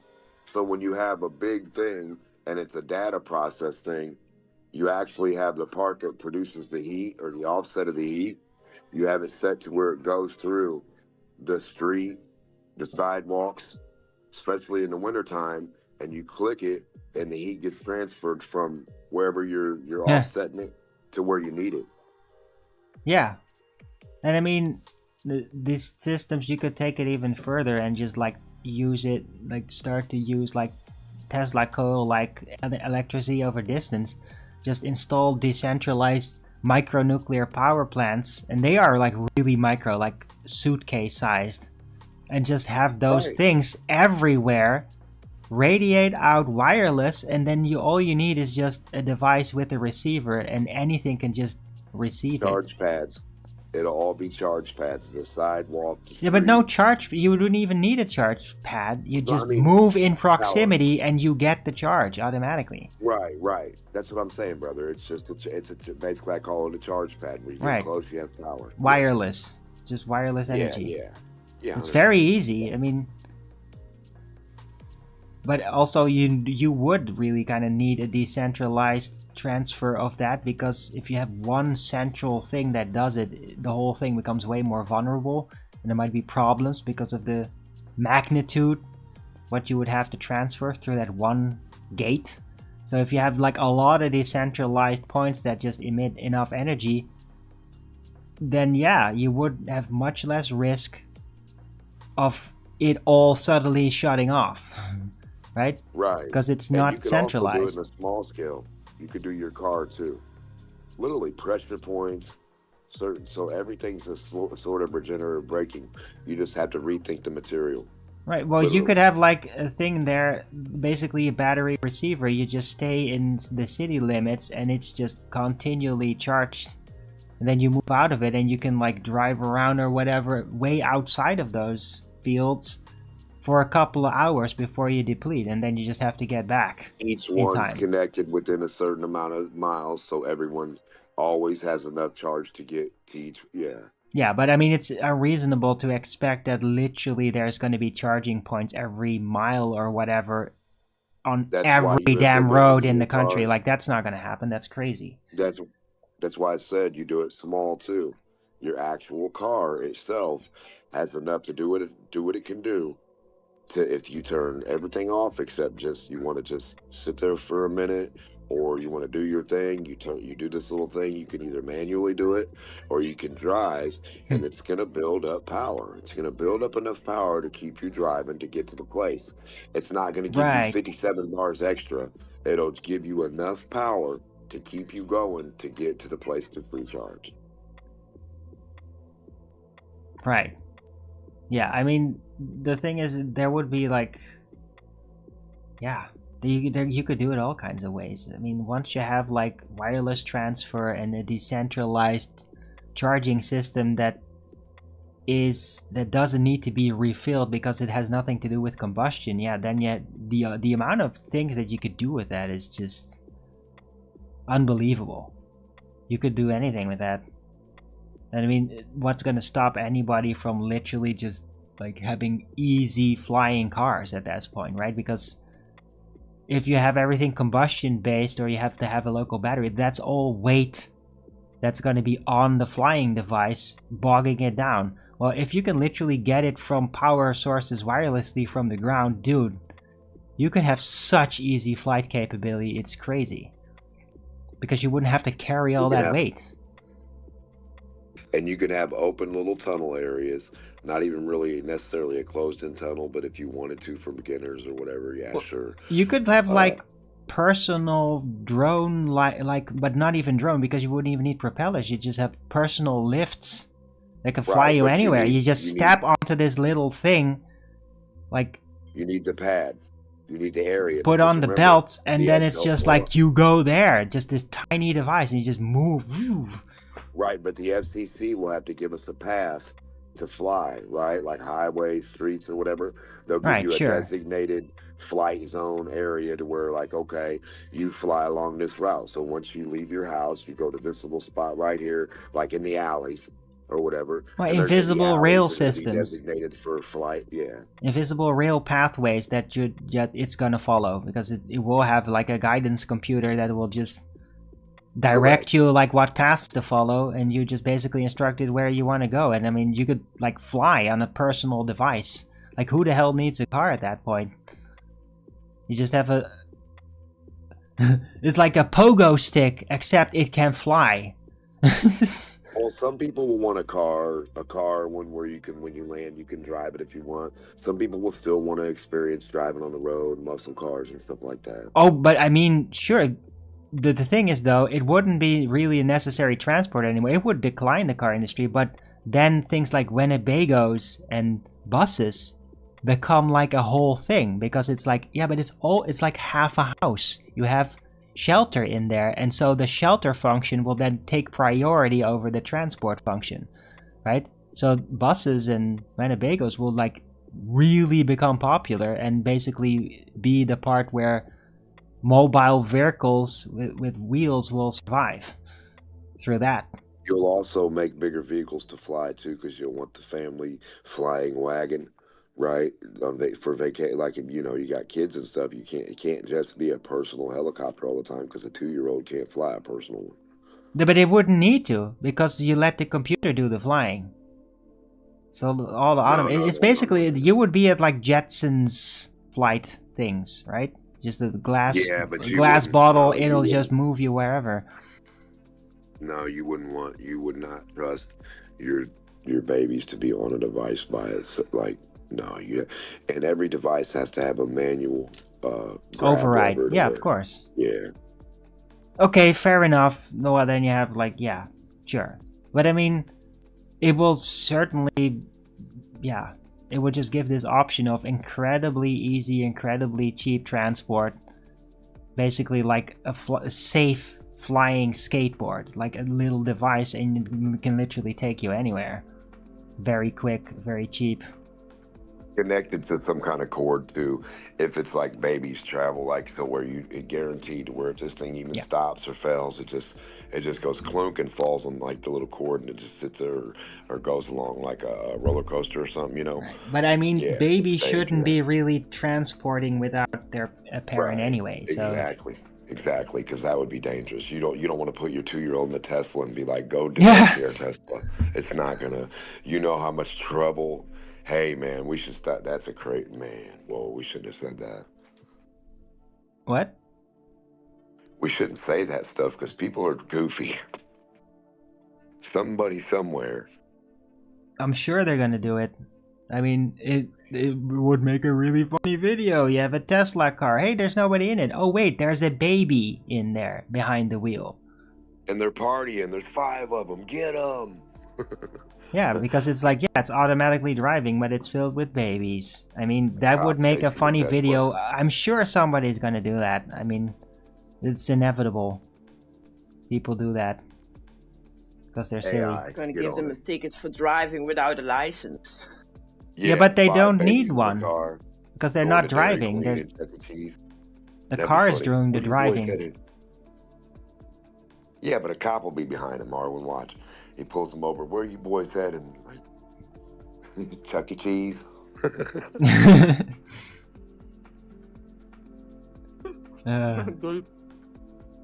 Carry on. No, I'm just kidding.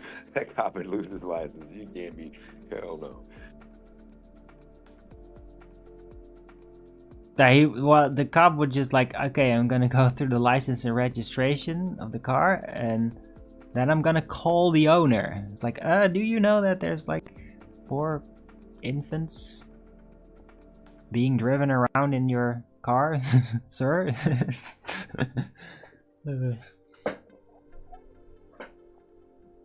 Yeah, silly stuff. Anyway. Yeah, and then that dude is gonna say, I'm trying to get them to sleep. Oh no. Ah, nice.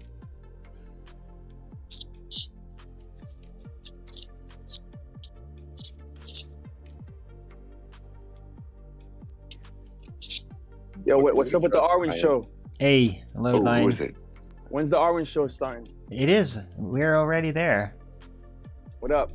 Hey. Yeah, we were talking about energy sources, decentralized energy sources. It started with solar luminescence, then with potential for micro-nuclear reactors, which might not even literally be nuclear reactors, but I mean, they're going to call it that, and that might get on the market very soon. It'd basically be forced on it. And then what could you do with it? Like how you could have, like, if you start to apply a Tesla wireless energy transfer, how that would radically change personal transport. It's like it goes all over the place to basically Jetsons era transport. That's been the discussion so far, and I appreciate it. It's been interesting. Is it silent, the technology, or is it really loud? It's completely silent. What are we talking? It's completely silent. Think of a suitcase that's like a nuclear power plant, and it's like a suitcase. It just gives out standard power that would power a big household, and they're everywhere, and they're really cheap. They're not loud. Reactors, it wouldn't be loud. No, not at all. But you can make it loud. You could add a speaker system, or like you could put lights to it and a speaker, and you could have a speaker reactant one too. See, that's what I'm getting at, man. It would be awesome if your reactor was like you turn on your speaker, and the amplification started it up, electromagnetic thing, and it's like pulsing, spinning. You got the thing lighting up. It's a party, and it's your power. That'd be crazy. Okay. Well, I think people would prefer a silent power source. Not if the power source is giving you music. No, but you could just create the music. If you want noise, then you could do it, but you don't want to be forced to sit through it. Right? Brother, People want noise when they want it, and they want silence when they want it. They don't want to be forced to sit through noise if they can avoid it. I said you can have either one, remember? You can have a speaker concert, right? That's what it's for. You can have a water show, water speaker, sololuminescent sound show. It would be badass. Maybe.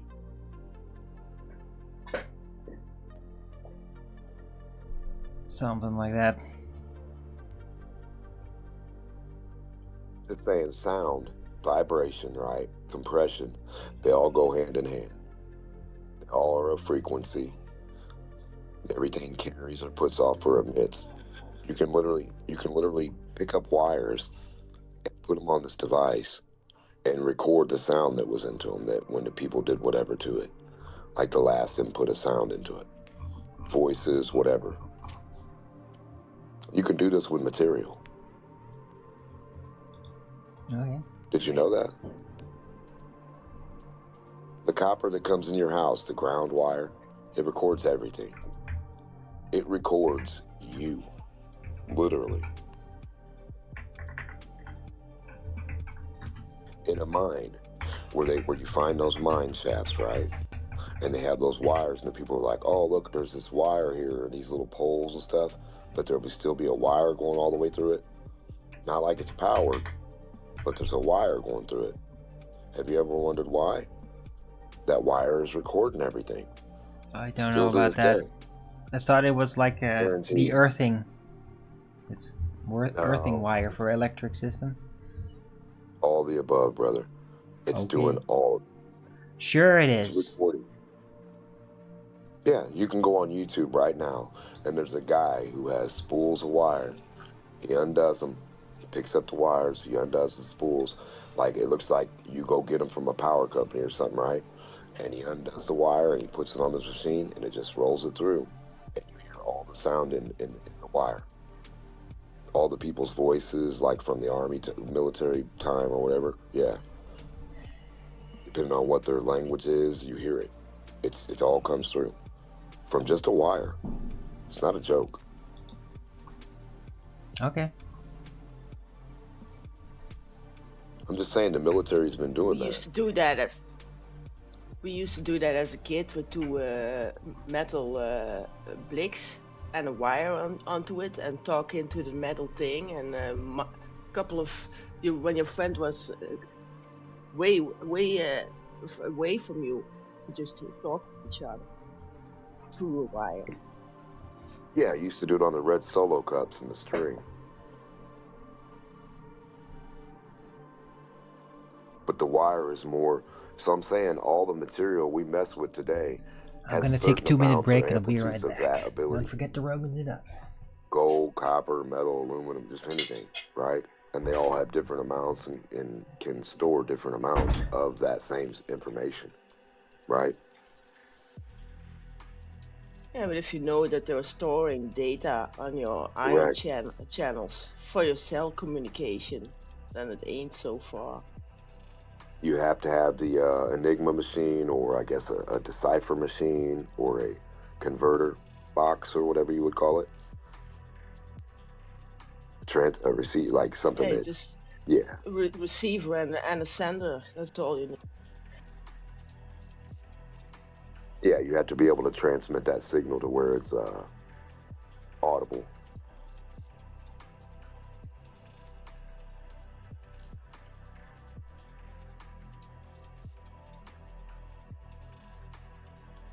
They have been doing that since 1995. The wireless body area.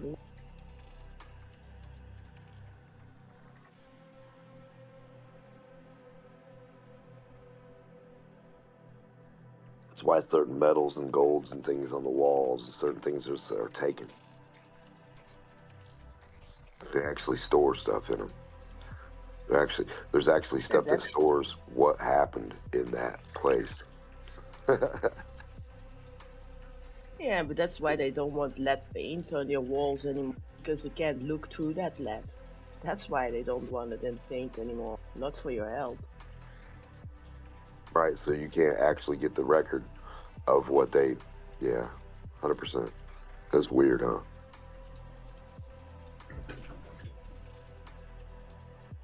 Yeah, they never do nothing for nothing. But it's the same with the geoengineering. It's not just for the sun, but it's also for shielding the land off for looking in. Well, imagine that, right? They tell you radiation kills stuff, right?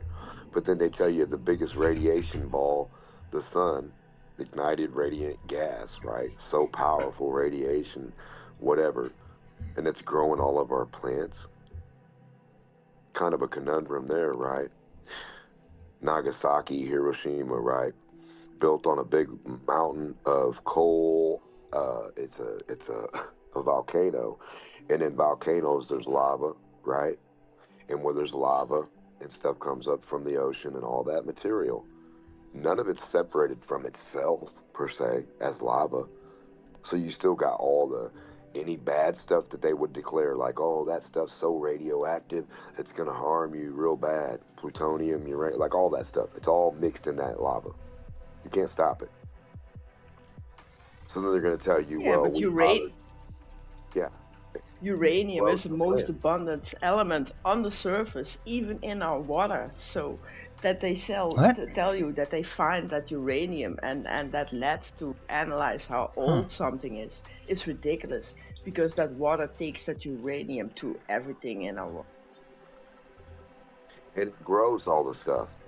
If you look out in the ocean, what happens to those black dirt? They become islands. They become birds, stuff, plants, one-of-a-kind fruits and vegetables on that one island next to the other one. It grows stuff. It doesn't kill it. What are you talking about? Uranium being so abundant? I mean, it's not that abundant. It's an abundant element on the surface. Yep.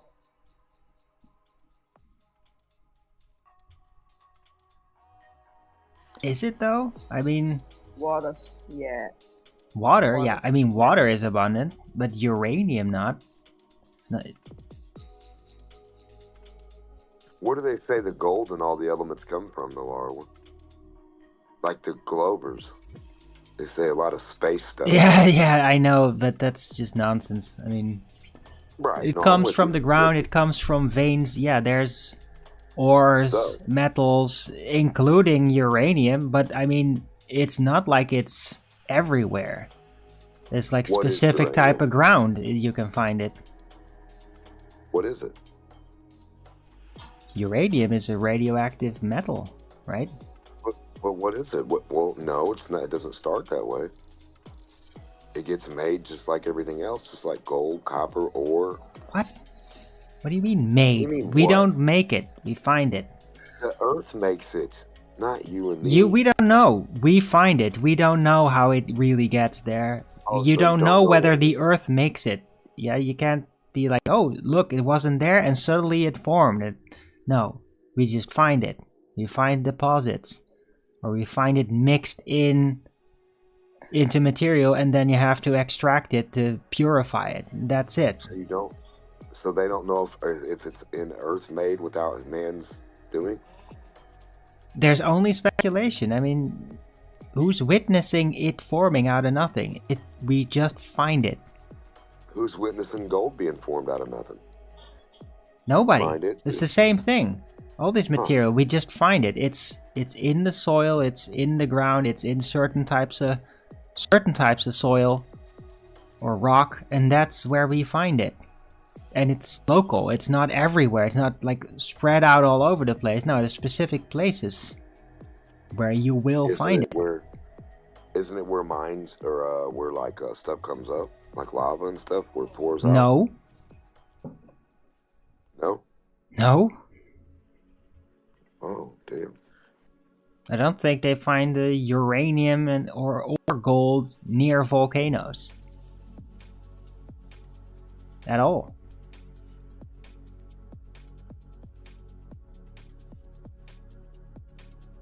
Right? Not near a volcano, not near a source that would create it. But just, damn, that's pretty weird. Yeah, It's just no, there's there. just regions. It's in the ground. Like, the way that I see it, and that makes it, oh, fantasy, oh. But, I mean, to me, it just seems more likely, no, there is just a whole bunch of it.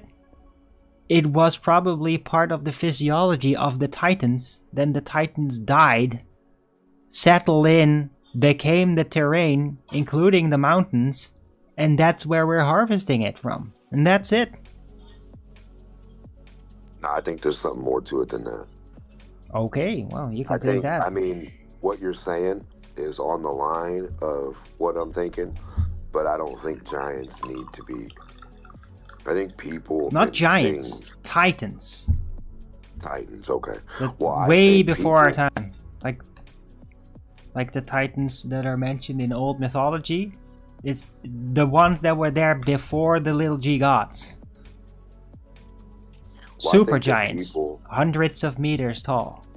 The Titans are the little G gods. Well, I they think would. that people Yeah, can but I get- mean, maybe. People can get 9 foot and literally 9 foot tall to this day. And only 10, Yo, and that's you guys big, see my right? camera? You know Yeah. what this is? No. Yeah, it's a story pole. Look, Oh. It sets a grade, right? It's how you know if it's level. Oh, Right. right. Oh, that's a really Go ahead, fine-tuned go one. there. The station's over there. I'll show you Yeah. the station. Total station. Yeah, I like it. no, this one's this is an auto level. This isn't a total station. It's an auto Hmm. level. Well, The Billa, see? The laser spins in there. yeah. Is that a Level ring it laser out. gyro? And then, no, this is an auto level. It's just a little laser that spins. Okay.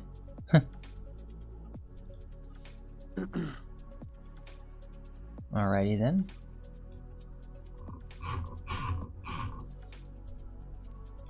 What are you doing? You putting in the plumbing, or is that already down?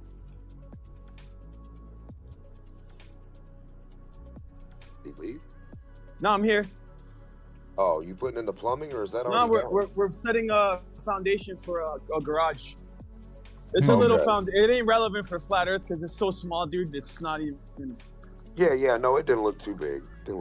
But still nice. Yes. Gonna Still build making that it throughout the winter, really?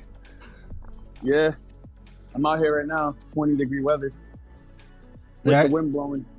but is that? Aren't you like? Shouldn't you like build it when the ground's not frozen? Because I mean, once it thaws, like, are you sure it's still gonna be standing solid? I don't know. Maybe I don't know what I'm talking about. I've never built anything. It's just like that's what I'm thinking of. Like, should you really be building it in the winter?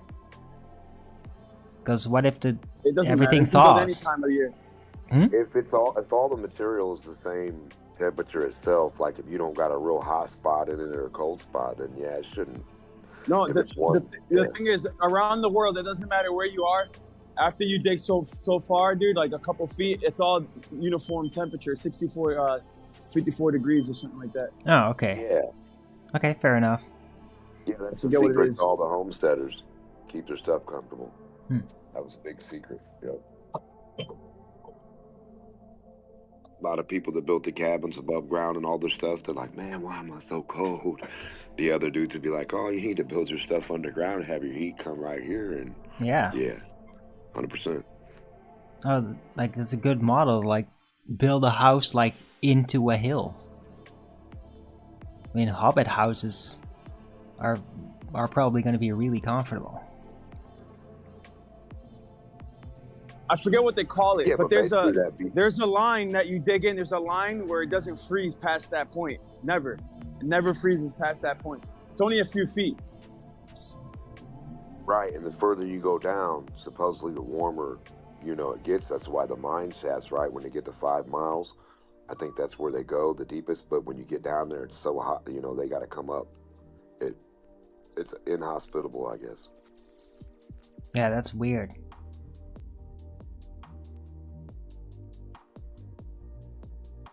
It's kind of weird to me that just that deep, when it's that deep, that just like everything starts to heat up. That's weird. Like, what is causing that, really? It's not just radiation from below. I mean, that seems unlikely. So what? Convection, brother. Is it the pressure on everything that just causes heat? Yeah. Well, there's not a big release there's not an in and out flow either. Yeah, of course, but I mean, still, why would heat then build up? That's the weird part.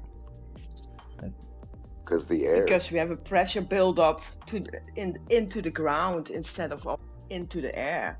Because for helium, for superfluid helium to turn back from superfluid into a solid, it requires 25 bar. That we only have 200 meters below our oceans. That is where that bar should be. Okay. What? Trapped air versus non-trapped air. You're surrounded by all that stuff, and you're in a mass, a thermal mass. So the mass is thermal, and it's all going to build up that heat. There's no wind. There's no crazy shit to drop the temperature like above ground where the wind is blowing so cold that it's like below and all this other shit. So you're saying that the rock and the ground itself is radiating heat. It's not coming from below. It's just it's radiating all it out above. Naturally. It has its own heat. All the above. Huh. All the above. The temperature, the pressure, the heat, all that shit just builds up and permeates. Okay. Permeates through mass. Right. Yeah. Well, that does make more sense to me. But I've always been weirded out by it. Like, just why? Why would it become hotter? Like, because I would just intuitively, it's like, yeah, but the heat comes from the sun, right? Well, apparently it's not just that. And also, since like the entire idea of like there's no like what do you call it, like molten iron core or something, just the entire idea of like heat being there below, it just like, how is that even where is this coming from? Geothermal. It's water, aquifers, and liquid. It starts to get hot. Certain materials heat up from it, moving through it and flowing through under pressure. Once you pressurize the water, it wants to turn to steam. It gets hot. That's how you get geysers, probably. What do you call them? Yeah, when water's badass, dude. It does the funneling effect. Remember that? So if you got high-powered, high flow, high to low, and there's like a small thing and a big thing, and you have to dump from the big to the little, you're going to have a big rate of pressure forcing everything through these little canals and these little things. Those are the ones that are going to heat up crazy and start vibrating, and the frequency will come out. You'll get the bubbles, you'll get the luminescence, you'll get all that. You'll get the steam. Yeah, electricity will start to permeate. Yeah, and depending on which material it goes through too. If it goes through sulfur, guess what happens? Oh, you get cavitation too? Well, yes, 100%. Guess what happens when the water hits the sulfur? Now I could imagine if water's like through a process cyclically forced through something, if it would break apart, well, then it's basically cavitation that's going to be happening. Which, I mean, it's a bizarre process. Like arc welding with water through mining. It's like mining with water. Yep. Right. Well, that's why you got like these like water cutting systems.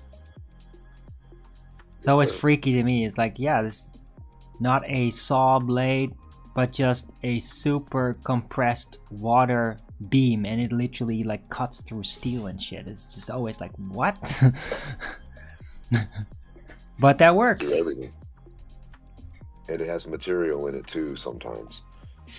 Getting forced at a rate too, like the salts or the other materials that make it hard if they're in the water.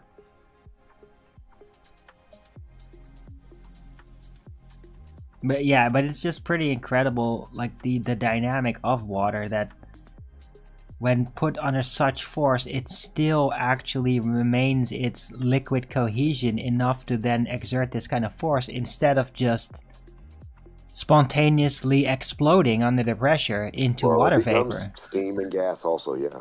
Yeah, but It'll do that. but not all of it.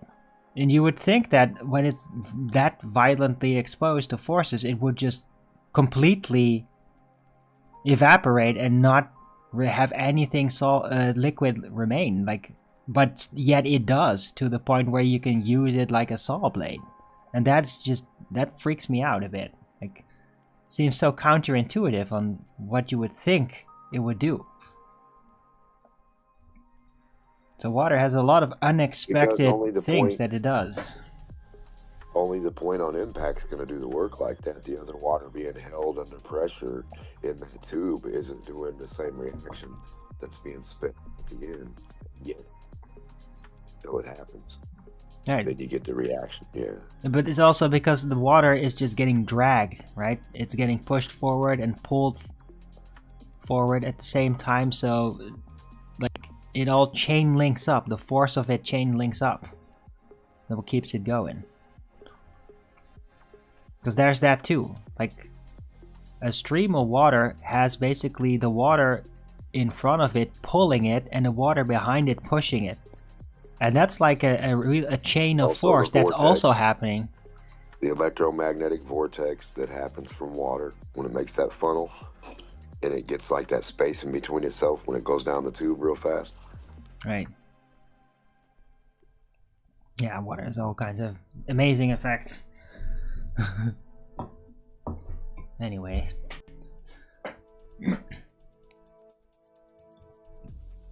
I appreciate the conversation. It's been interesting. I mean, you could tell it has an electromagnetic effect the way it forces itself away from itself and rides on the outside edge of the tube as it goes down and tries to keep the center hollow. Isn't that weird? Same way when you drop a magnet down a copper pipe, it tries to stay away from the edges and fall down slow. It's like the opposite type effect.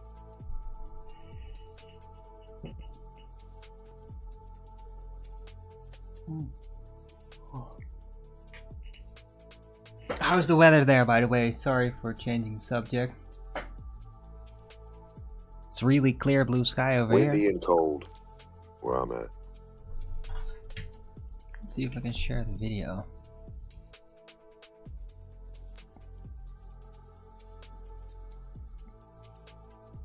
The moon's out.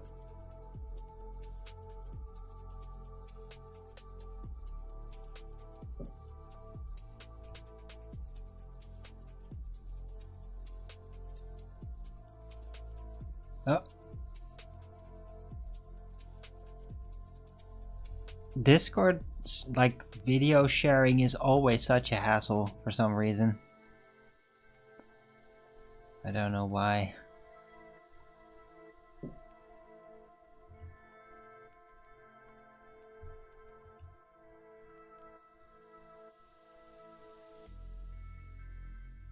But yeah, it's a really nice and clear day over here.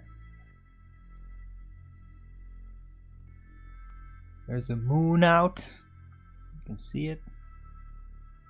And it's kind of funny because earlier in the day you can't see it, but then as the sun is moving towards going down, suddenly it really becomes brighter and more sharp, and then the camera will suddenly start to be able to pick it up. You think it took off anywhere special? Hmm?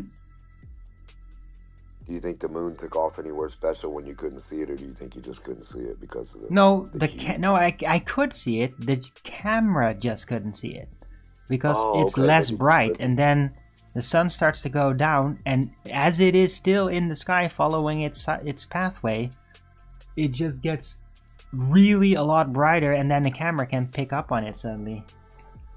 That's what I'm You ever saying. look for My the eyes moon? are gonna pick up on it no matter what.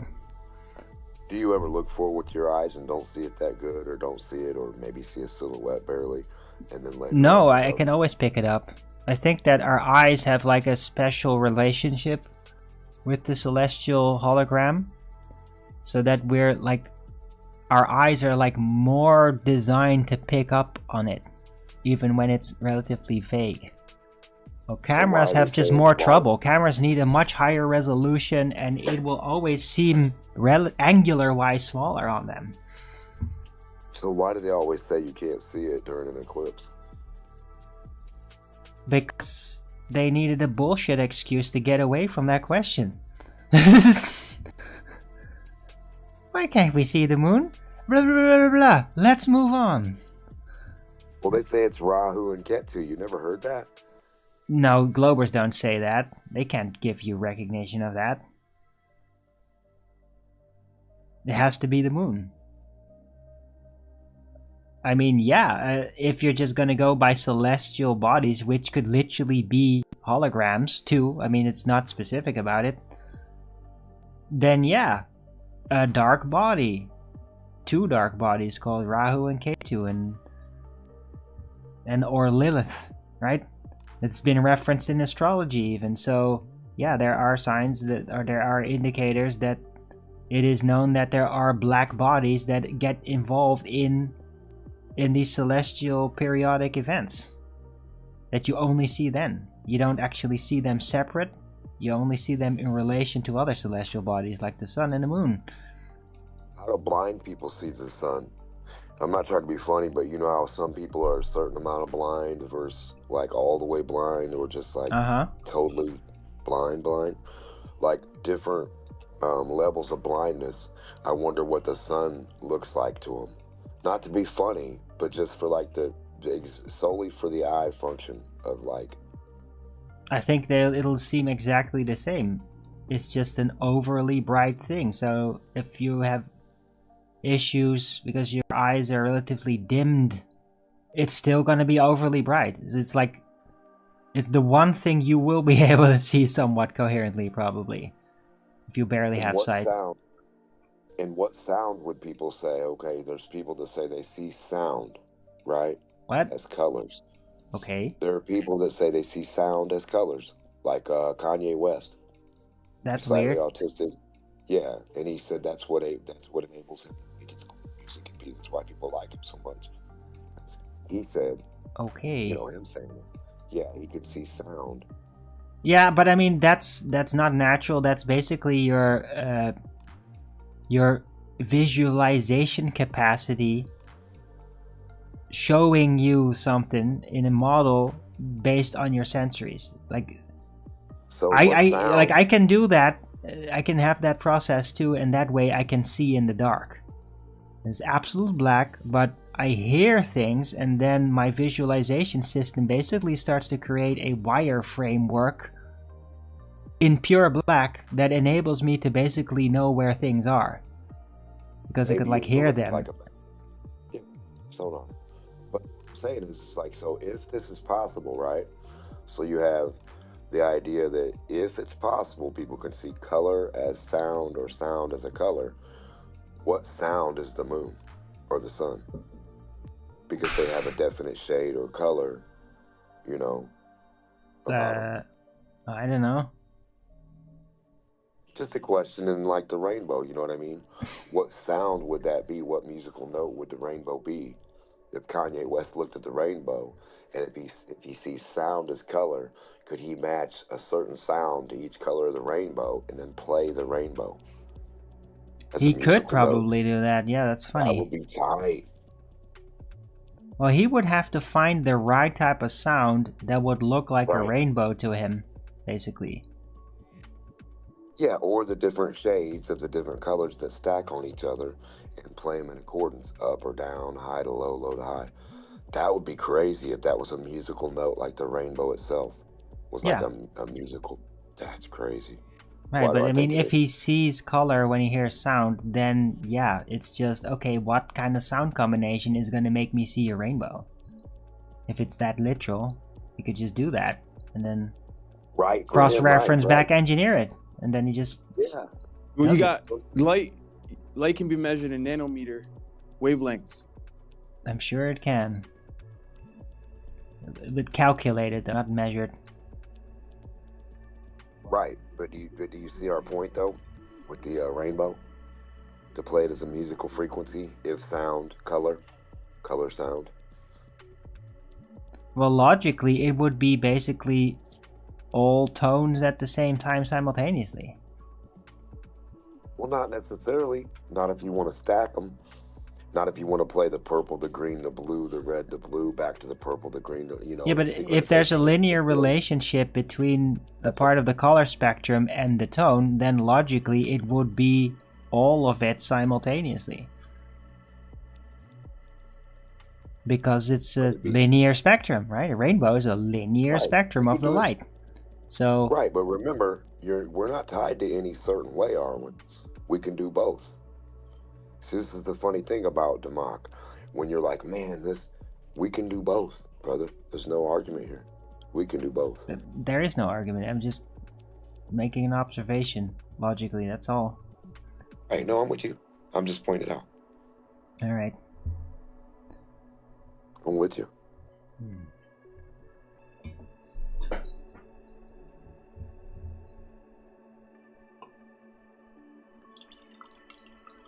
Man, Can you I'm show getting me hungry. the lab? Can I show you a lab? Stand outside. It's the best lab you'll ever see. It's got the wind, the rain, the snow, all the stuff and all the variables for you to manipulate right there outside. Does it have the string and the plumb bobs? Whatever you bring with you. Scientist guru.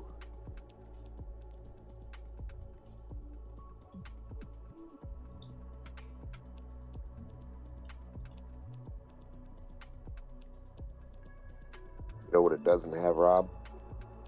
Attributes or how spheres act. We can't learn about a sphere. Why not? We can't even trust a real ball. Imagine you can't trust your teacher with a ball in her hand to tell you I what can't a even ball imagine. is.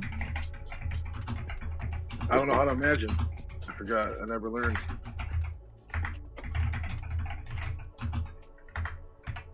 It's okay. That's what Flat Earth is here for, so you stop imagining and start realizing. Because you guys can just imagine it for everybody else. No, so you don't have to Exactly. imagine. Yeah, you just said it. That's what Flat Earth here for. I said you Imagine could- shit up. I said you could realize. Yeah, realize. You didn't realize anything. You don't even know what you're talking about. Yeah, you can touch a ball and trust it on Flat Earth. Sure. You don't have to Write, make write, it live. write me a song, Democ. Write me a song from a rainbow, Democ. Look at a rainbow and write a song. It's called Trust the Ball in Your Hand. I don't care what it's Everything called. it does- Man, write a song. Hold on, you got to stop talking over me. This was good. It's called Trust the Ball in Your Hand. Whatever it does, you can understand. Yeah, exactly. Had nothing to do with what I said. Write a song from a rainbow. No, just leave it at Kanye West. Or Yeah, I'll Ye. let Kanye do the rainbow song. Yeah, just leave it to Ye. I got one. We got to keep him valid, you know what I mean? He's funnier than... Somewhere over the rainbow, I see a star. Huh. You could play Saturn music and planet music. You know what I mean? Once you get the tones and the colors. No, I don't know what you mean. That's what I'm asking you. You guys think rainbows are like a part of a toroid, and that's why they have that arc to them? I think there's something What? electromagnetic about them, Gio. No, I think that the rainbow is the shape it is because it's following the circular pattern of the sun. That's why it's arc. Well, then why is a rainbow a half circle inside of a building if you just recreate a rainbow with no sun? Well, a rainbow that you'd create with a lamp is going to be completely different. Like, completely different. It's not going to be moving with you, right? Because the light is not derived from the celestial holograms. It's going to be derived from a local light, so it's going to be a completely different type of rainbow experience anyway. The surface and the angle of incident. That's why you can look at a rainbow looking forward, and then when people go up and look down, you see it down around you. Yeah, exactly. Same way a mirror works. You can look at your mirror image on the wall and you look down into the water and see a mirror image of you. It's the same.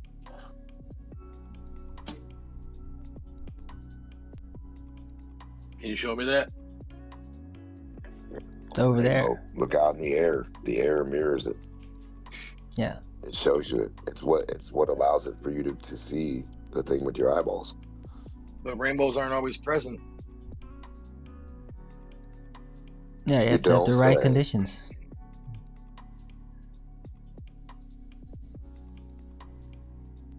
What's your point? How do you make rainbows on a globe?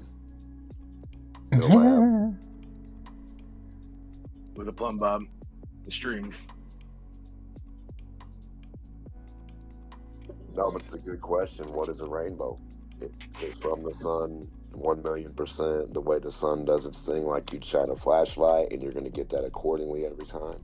Well, it's the Or- prismatic breaking of the light. No one's questioning what a rainbow is except you guys. You guys? I'm not. I'm just answering it. I'm guilty by association. No. That's my opinion. I'll keep my opinion. You keep yours, Erwin. Why Okay. is a prism used to show a rainbow on the cover of an album with light, but then in reality, there's no prism in front of you? It's Charlie there. Welch says hi, Erwin. Said he misses you. What? Don't bring up trolls. Or frickin' ban you, dude. I wouldn't even acknowledge him, are you? Oh, I didn't know you guys had. You didn't know. Oh, Shit. okay. Well, then you don't know me, apparently. Don't bring up trolls.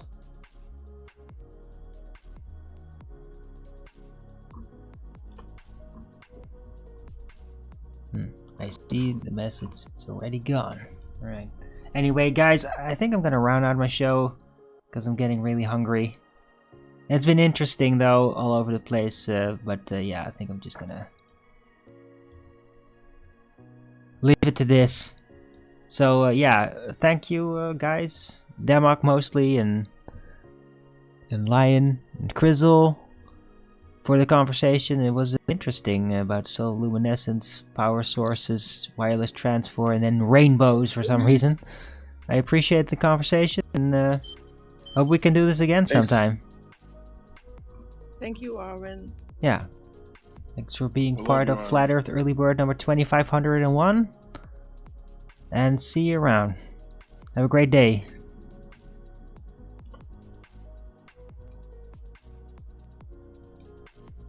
Dun-dun-dun. Right, so yeah, that was interesting. But yeah, I was kind of like, it was getting like slowed down and going for 2 hours 24 minutes. Not every freaking show I do has to be like over 3 hours. It just, I mean, I can, but does that mean I should every single time? Or should I just leave the long shows for when it's just really inspired and it just keeps going? I think I'd rather do that. Right, anyway.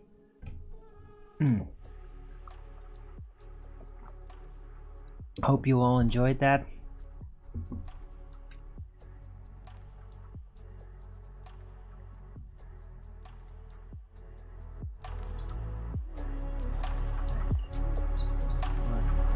Song you shared there in my chat. Don't know if I'm gonna like that, but I'll check it out. 4-minute song. We'll see. Clark Kyle. Right. Anyway, I'm gonna round out my show. So, thanks everyone for coming. I hope you liked this show. If you did, then please don't forget to Rogan's it up. And if you haven't already, follow me here on Rumble and be here when I'm going live, which is normally 2 p.m. Amsterdam time every day. And please also do support me through the PayPal, Patreon, Gifts and Go. Links are in the description box below, or send me super chat over to Rumble Live Chat when the show is live, or subscribe to my channel. Support me that way. Any support would be greatly appreciated. And really use it, I'm gonna need it. So yeah, I really hope to get some support from people. in early January, because I'm gonna need it. Right, I will be back tomorrow. Flat Earth Early Bird number 2502 on a Wednesday, and it will be the last show of the year, December 31st. After that, also later in the evening, I will have my traditional New Year's stream. Hope to see you all then again at 2 for that. But yeah, first Early Bird 2502 tomorrow. Everybody have a great rest of this Tuesday.